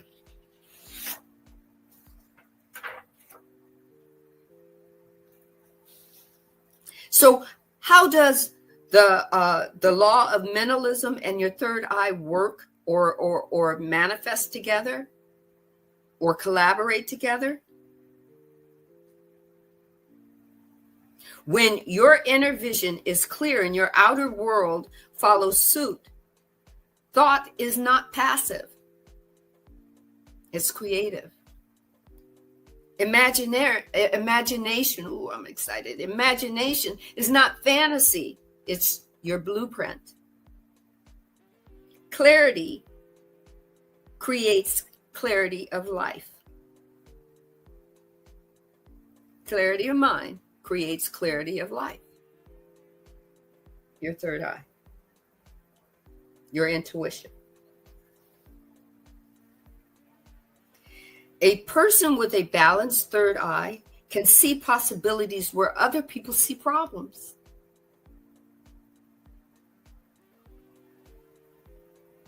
Other people perceive problems, therefore problems show themselves. But you see possibilities, they keep showing up and you get to choose. They perceive from their higher mental state or their consciousness, and they connect with the universal intelligence of all that is and that is not. You are awareness, being aware of all it is and all it is not. And then allow yourself to become more. Over to you, Marcus. Back to my beautiful guest, my other self.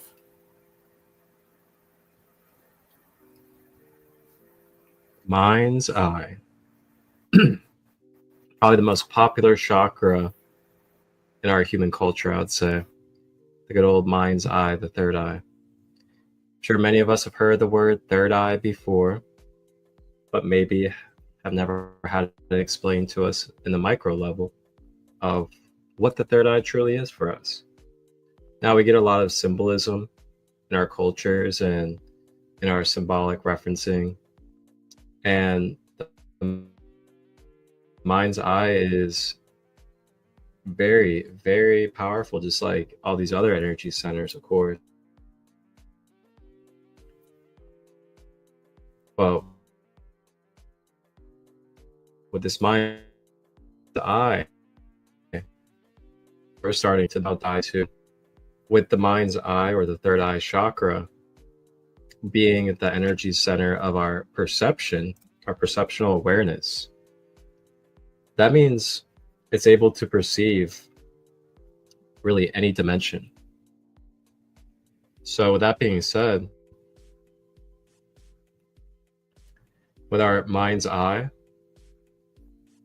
some of the keys to look for when it comes to having a, if you want to say, balanced and clear third eye center, is you really want to be aware of what kind of belief systems am I taking into my perception, and also, what kind of experiences am I continuously allowing myself to observe through my perception.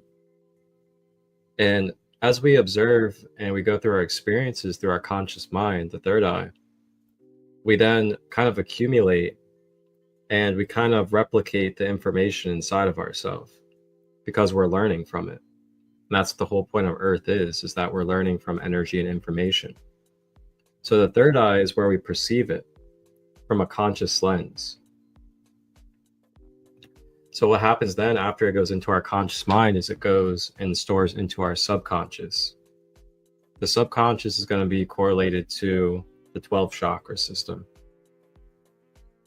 But when we perceive these experiences and belief systems, and we continue to reiterate those same things over and over into our belief system and into our perception, then it's going to slowly program us into those programmings and beliefs. So another thing about the third eye too is it was mentioned that it is where we are able to see through the problems in our physical life. So when we don't allow ourselves, or when we're not capable in the moment of being able to have clarity through our third eye, then it could be difficult for us to be able to see basically the silver lining or the divine messages behind our experiences that we're going through. And then we can feel trapped and stuck, and we could feel like the world is against us, basically. But when our third eye is open and it's balanced, our hemispheres are balanced, which means we are in tune with our logic as well as our spiritual intuition. And when those are in balance with each other in the center of our third eye, then we're able to be in a mental state of balance where we are allowing ourselves to logically process the information coming through us, but we are also not attaching to it. We are just allowing ourselves to receive what processes through us, and then we are allowing the spiritual side of us, or the non-logical side of us, to then be an alchemist with that conscious energy. So another thing I want to share too with the third eye is it also governs our pineal gland. And our pineal gland is what is accountable for a lot of the major chemicals in our body, such as our dopamine, our serotonin, our hormones, and basically our whole entire biological clock. So if this energy center is blocked up and it's unhealthy, then we can begin to manifest dis-ease and disorder in our being due to the unregulation of the primary chemicals that we need to be flowing through us. And when that happens, we become very dulled out. We become basically tethered away from our physical reality. And we feel very weak in our physical nature because we don't have the right chemicals flowing through us. This can also create headaches, head pressure, as well as constant nightmares and insomnia. So these are all blockages or out of balance qualities that can take place within the third eye center. So with that also, the third eye is basically our main center for going into astral travel, as well as going into deep psychic realms and tapping into our psychic senses, such as our clairvoyance, clairaudience, and things of that nature. And that is because if you look at the dots, the third eye begins to bring us into the mental body, and the mental body is vastly more expanded than our physical and emotional. And within the mind, if you remember the first law is mentalism in the Kabbalion. The all is mind. So you can travel through all of the universe through your mind and your mind's eye at free will. And we do that. We even do that when we're daydreaming. They just call it daydreaming in this world because it's a cover of what's actually going on. What's actually going on is that we're traveling to another dimension consciously, and we're interacting in another dimension that is just as live as this third dimension is just as live. And there's something happening there that is also altering what's happening here at the same time. So it's pretty deep and pretty cool. But that's the mind's eye. Very powerful. And just, the things to look for when it comes to boundaries is just like knowing what kind of programming you're watching and absorbing, knowing what kind of belief systems you're taking on from yourself and others, and what kind of propaganda you may have swirling in your subconscious as well.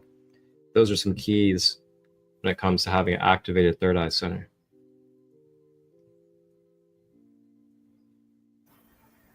Yes. Now remember, guys, take what resonates, leave what doesn't. We're not telling you how to live your life, what programs to watch, what music to listen to. You have the ability to do that. You have 7 chakras just like we do. What works for one may not work for another. You came to have an experience. You came to be an individual expression of the divine, just as I did, just as Marcus did. There's no one way for you to experience this life. No one way. You get to have infinite possibilities of how you want to experience it. You could stay in your root chakra the whole time, and the divine would see you as itself and feel you as itself and feel form. You get to make that choice. You get to travel the polarities of third density and the polarities of your chakras. You get to utilize the laws of the universal laws as your tools or not. But know that if you're not doing it intentionally, the universe is still looking at you, still listening to you, still reflecting what you're giving out. But it is not doing it willy-nilly. It's not doing it by chance. It's doing it because that energy was created and it can't be destroyed. All it can do is transform.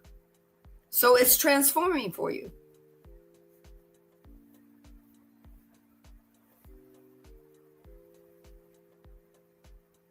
Okay, we've got the last one. I know this has been a long soul awakening podcast, but the divine says, truly needed to support. And I said, yeah. I said, yes, we got to do this.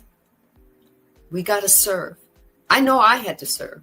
I know I knew who was going to be my guest for this, who I was going to ask.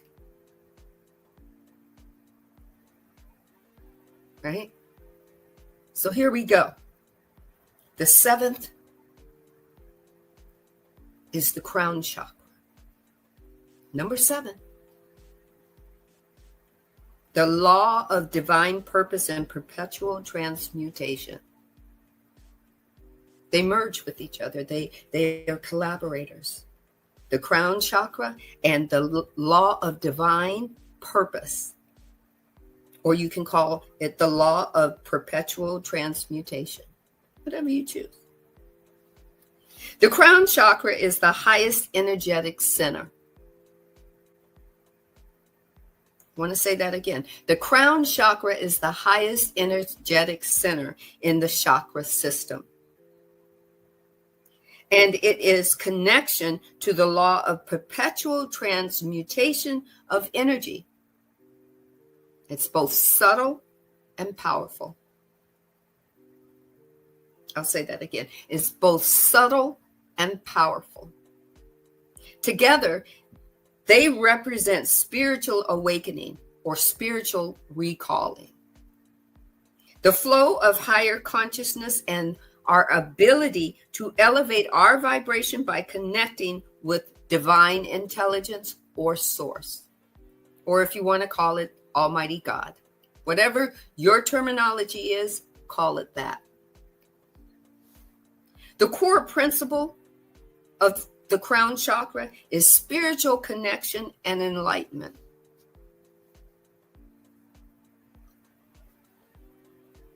Located at the top of your head, the crown chakra is your gateway to the divine,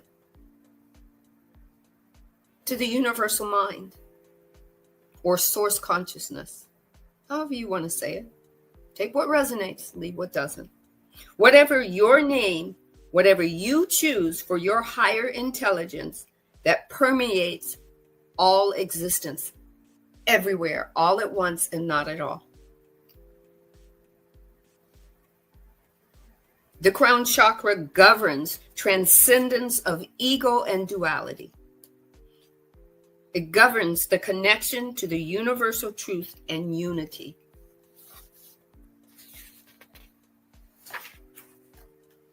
It governs access to wisdom, to grace, and to divine inspiration. You were born with this. This is your birthright. You came into it with this way. You just didn't recall it yet. You were comatose to it for a minute. When this chakra is balanced, you feel deeply connected to something greater than yourself. There's a sense of peace and purpose and presence. You live more in your now moments. Not because everything is perfect, but because you are in tune with the infinite, with source, with all that has been created, with the no thing and the something, or the all thing. Your sense of self has expanded. You begin to experience oneness of all life. You take into account all life when you're on your walks. You take into account all life when you're on that surfboard looking for the perfect wave. You live from a place of trust and surrender rather than fear and control. When your crown chakra is blocked or unbalanced or imbalanced, you feel spiritually disconnected. You feel lost and alone. Sometimes this can show up as depression. You may feel overly intellectually. You intellectualize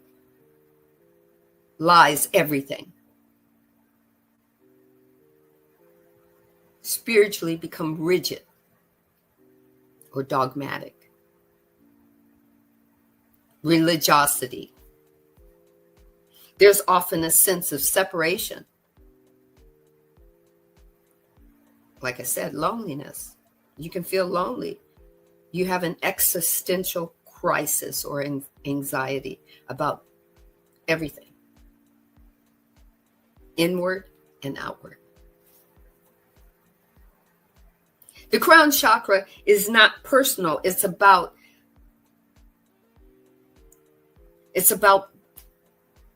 beingness. It's not about identity or emotion. It's about pure being. It represents the flowering of your consciousness. The flowering of your consciousness. Think of a bee that goes from flower to flower, pollinating from flower to flower. It's about the culmination of your inner work and the return to your divine awareness. Your inner work and the return to divineness. Recalling, oh, I'm a spiritual being. Oh, I remember. I came here to seek self in form. I came here to play in all of the polarities. I came here to seek wisdom and understanding. I came here to grow and expand. I came here to shift and evolve. And I came here to wash, rinse, and repeat and do it all over again. Ooh, yay!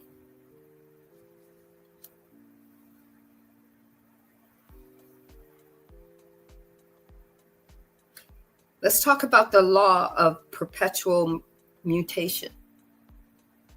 Transmutation of energy. The universe, or the law, states that energy is always moving and transforming. That the higher frequencies naturally uplift and transform lower ones. Energy never dies. It only shifts form. Consciousness is energy. It means that your thoughts, your emotions, and your intentions are always in state of flux. Ooh. The law also implies that when you connect to the higher vibrational energy, like love or like joy or gratitude, like divine inspiration, you can elevate or transmute lower states. You can transmute fear. You can transmute anger. You can transmute shame or doubt. The crown chakra is a conduit. The crown chakra is a conduit. It moves you through the higher energies that are in your system.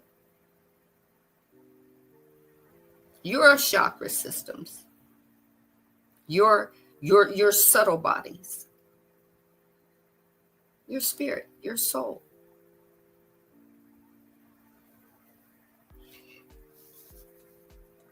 Divine energy flows from the cosmos and filters down through your chakras. When open, the crown allows you to receive clarity, healing, and insight from all higher realms.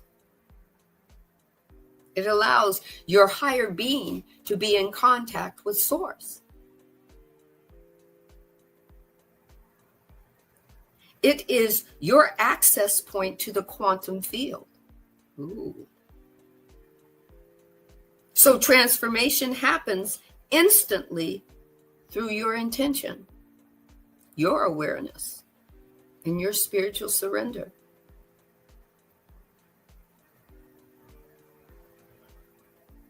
The chakra invites you not to control. It invites you to align. It invites alignment. The more aligned you are with your higher states, such as truth and love and unity, the more your lower energetic patterns naturally transmute and heal. They don't fight. They comply.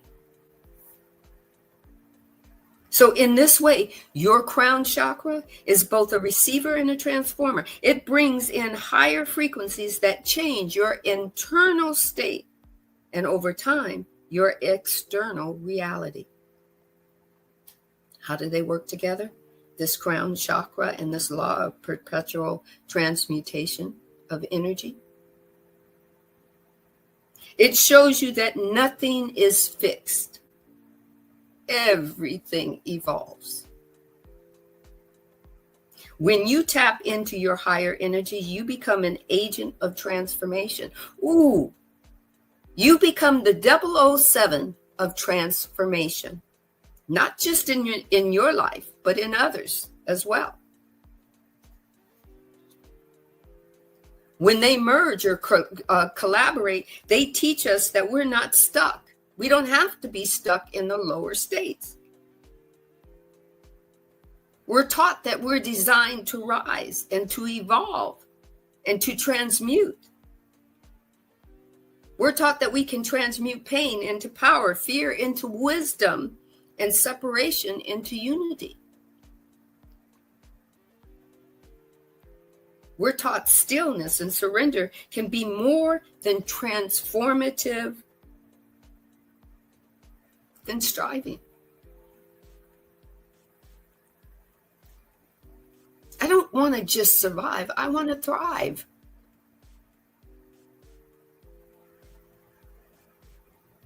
I want to create. Enlightenment is an escape. I know you've heard that, oh, you're just escaping. You think that enlightenment is, you just don't want to think about everything that's going out in the world. So you use that. But enlightenment is an escape. It's integration of the divine into your everyday life. You get to decide when you see your outer world showing you something, you get to decide, why is this showing me it? Why does it keep coming around? Oh, what do I keep thinking about that keeps bringing this around or keeps showing me this perspective of how it's been integrated in my life? How do I want to change it? What is it trying to tell me? When your crown chakra is open, you become a vessel for higher will. You get to merge with the divine, and free will becomes higher. You're not abandoning self, you're evolving self. You're not leaving your little self, your egoic self behind, you're bringing it along for the ride. Allowing yourself to be guided by something greater.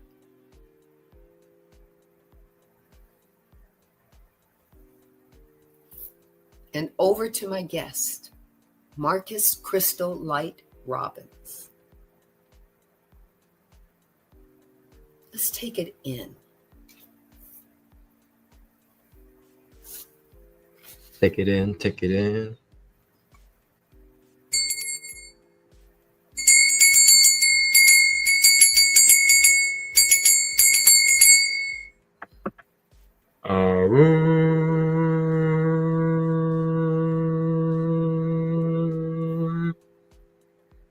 We have reached the crown. Oh man, this has been so much fun for over 2 hours together. 2.5 hours. Wow. And welcome in everybody, and Lizzie on Facebook. It causes one to question. That's for sure. Absolutely. And then when you have that question, what do you do with that question? Up to you. So we'll go back to our graphic image. And guys, feel free to comment, like feel free to share, express, feel free to drop some knowledge on us and add to it. We're always open. So I'm actually going to scroll up a little bit here. Yeah, there we go. Okay. So we got the 7th, the crown. Now you see where it says causal body, right above mental body on that left side. So now the crown is in that causal body. So our causal body is basically like this 0 point field. And this is why it was just described that the crown chakra is that synergy point between your physical makeup and your mental makeup. And that's why it's called the causal, because it's a causal space. It's like a 0 point field. So the crown chakra, just like Sandy was saying, it is that connection point, it's that gateway for our physicality to be able to be met with higher light or divine light. So with that, that's where we feel a continuous and constant connection of peace that is able to take over our being, because we are in the embodiment that I am connected to source in this moment. No matter what happens in this egoic world, no matter what happens in chaos, no matter what happens in my shadows, when my crown is open, it is connected, and I have a streamlined, fluid connection to my higher self or source. And that's one of my favorite affirmations to use. And affirmations is something that you guys can use for any chakra. But the affirmation I like to use for the crown chakra is, I am connected to source. I am connected to source in this moment. I am connected to source even through change and chaos. And when you keep on reiterating that to yourself and you reprogram yourself into that belief system, then you begin to embody that more. And then your crown chakra activates and expands more and more into that clear connection. So now, with that being said, it's also the transmutation center. You can think of the crown chakra, since it is associated with the violet ray, you can think of the violet flame. And you can also call on the violet flame as well to help with the crown chakra energy.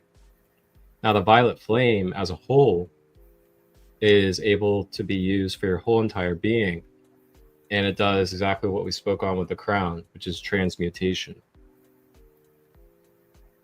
Along with that, you guys can connect with amethyst crystals, as well as other purple crystals like lepidolite and sugarlight. And then you can connect with archetypes or spiritual guides like Saint Germain, Lady Portia, his twin flame, as well as Archangel Zadkiel, and they will help you with accessing and igniting more of this violet energy in your life. So with that, the violet energy is also associated with typically royalty. So the reason why we subconsciously associate this with royalty is because it connects us to that crown energy, the violet ray. So then the last thing I want to also bring up with the crown is just being aware and being observant of, am I basing my life, am I basing my belief system off of, the world? Am I basing it off of what the news is telling me? Am I basing it off of, the fear that others are presenting to me? Or am I allowing myself to be in the knowing that I am in the Father and the Father is in me? So no matter what I'm going through, I have the Creator right there inside of me, navigating with me. No matter who's around me, no matter who I do have and don't have, I still have that connection with Source. And with that, I'm still alive, I still exist, I still have my free will, and I can make change. And I don't have to stay stuck in this lower nature of believing in a finite reality. Last thing I want to say is be careful of, and when I say be careful, I don't mean it from a fear standpoint. It's more of an awareness standpoint of having a balanced and blocked crown chakra. Just being aware of if we are, in fear about the future, or if we are holding on to the past. These kind of things can kind of weigh down the anchors of these upper chakras, instead of allowing us to be present in the embodiment of faith, which is having the knowing and the trust that you are in divine hands always.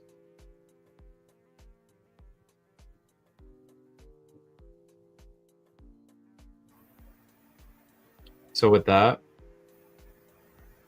I believe I will leave it there, and I'll pass it back to our wonderful host.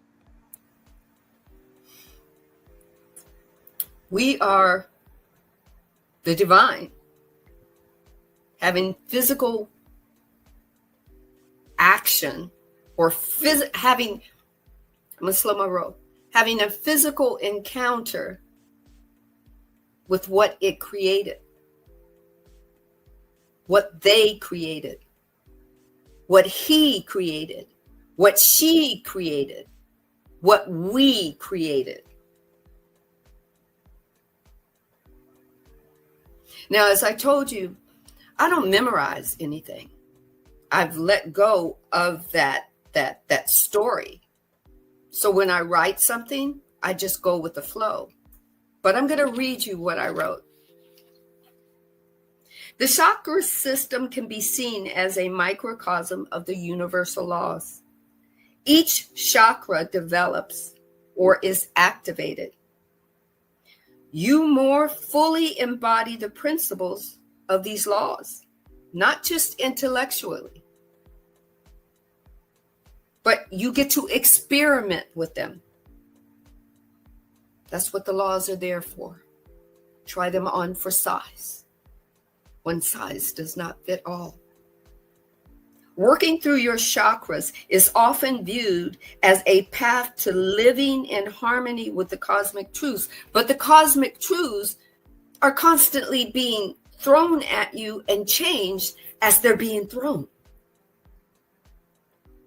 The divine created everything from cosmic chaos. Only the ego sees it as a problem. Only the ego sees it as a problem.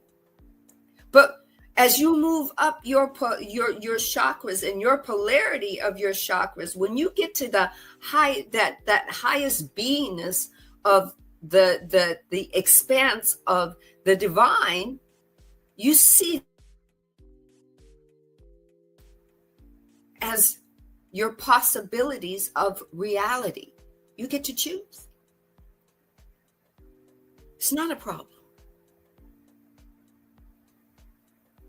You get to choose what is your truth and how it resonates for you. And the person next to you that sees it differently, you get to choose to say, go ahead and believe that. Go ahead. That's your choice, your perception. And you understand that they have to experience what they need to experience for their story. You're in it as maybe a filler. Your judgment of their story matters not. You begin to understand that. You begin to embrace your expression of your authenticity being the divine creator. So with this, I hope that we have helped you to understand the merging or the collaboration of your chakra system and the universal laws. I've been told that the universal laws are my tools. But now I understand why. Now I understand how. The whole perception has changed for me about being the creator and creating my outer world from within me. I hope this has helped you. In even the replay, share with us. Share with my guest. Ask questions, even in the replay. We'll return the answers as for me from the divine. I might have a perception of it that the divine has chosen for me, but it might give you reference to what is being chosen for you to see, feel, be, experience, become.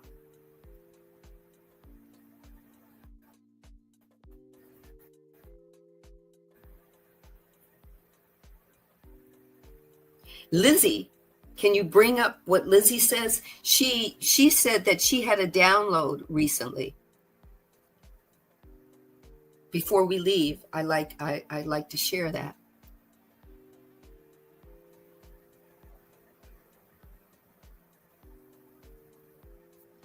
I think it says, I had a download recently. It told me, hold on a second. It told me that God was pure light energy. I have something blocking me. Was pure light energy. And that was all collectively light. I was told I had to continue work through my shadow to experience pure light energy. Right? And if that resonated with you, then you go forth to figuring out how you work through your shadows.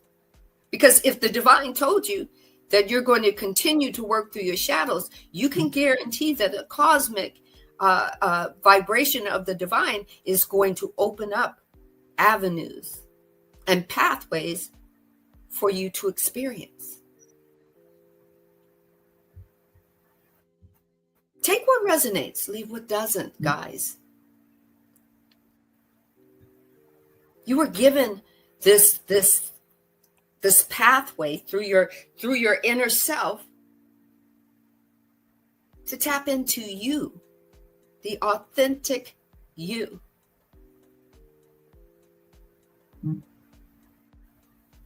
I'm glad it was amazing. You are so welcome. It was amazing for me too. My expectation, truly, the intention of my expectation was far beyond that. I have to say thank you for letting me be open to the divine, to be open to you. Thank you so much. Thank you to our special guests, our luminous guest, Marcus Christolight Robbins. Da da da da da da! Rah, rah.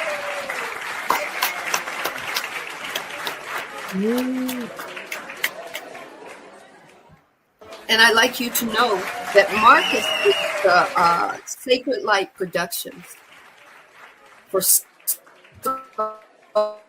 Awakening podcast. We need to do guests.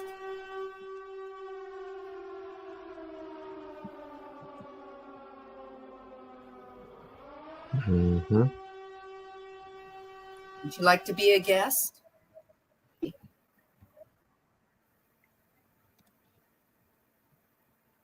Or you can DM Marcus if it's easier to contact him. He'll let me know. That's right. Growth and expansion, we're all going through that, Lizzie.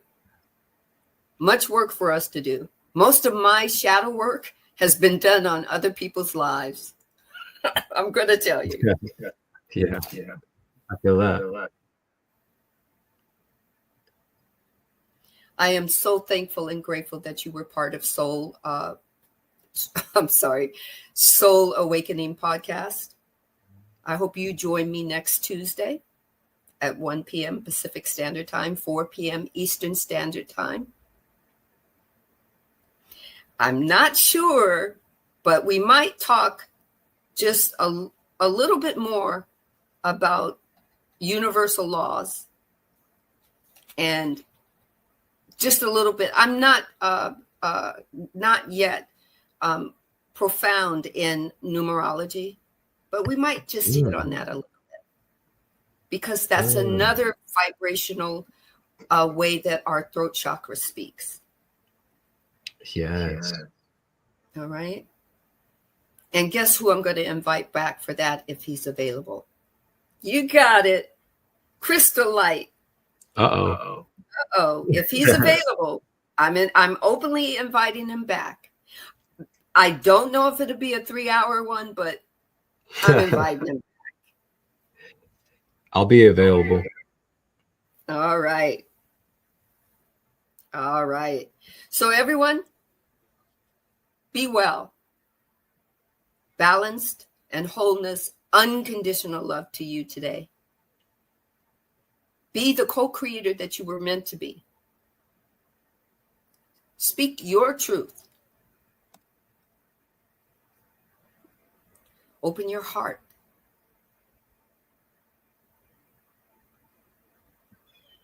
One love. Peace. Ooh. Thank you. For everybody out there as well, I just want to let you know that I do have some retreats coming up. If you're looking for holistic, safe retreats that have no alcohol and no drugs, family friendly for children, holistic, conscious, live music, homemade, all meals provided, camping out here in Ohio and some other places. You guys can reach out to me at any time. You guys can find me through Facebook, Christolight Robbins, as well as IG, SacredLight33. Just reach out anytime, and I'd love to see you guys at some of these wonderful retreats that I'm hosting. And thank you, Sandy, for having me. One love. One love. Bye.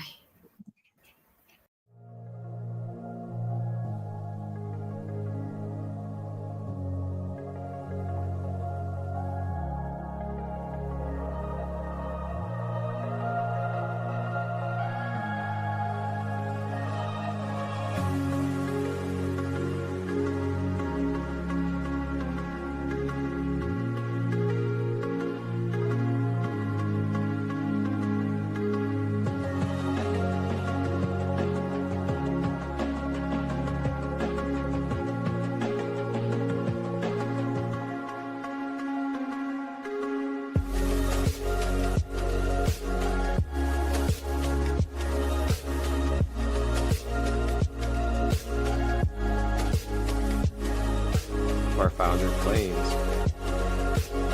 This right here is an embodied form of the violet ray spectrum.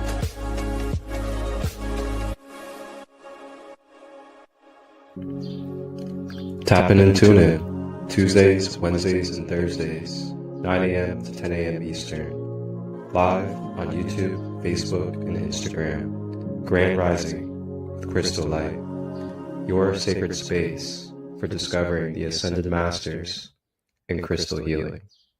Ashe.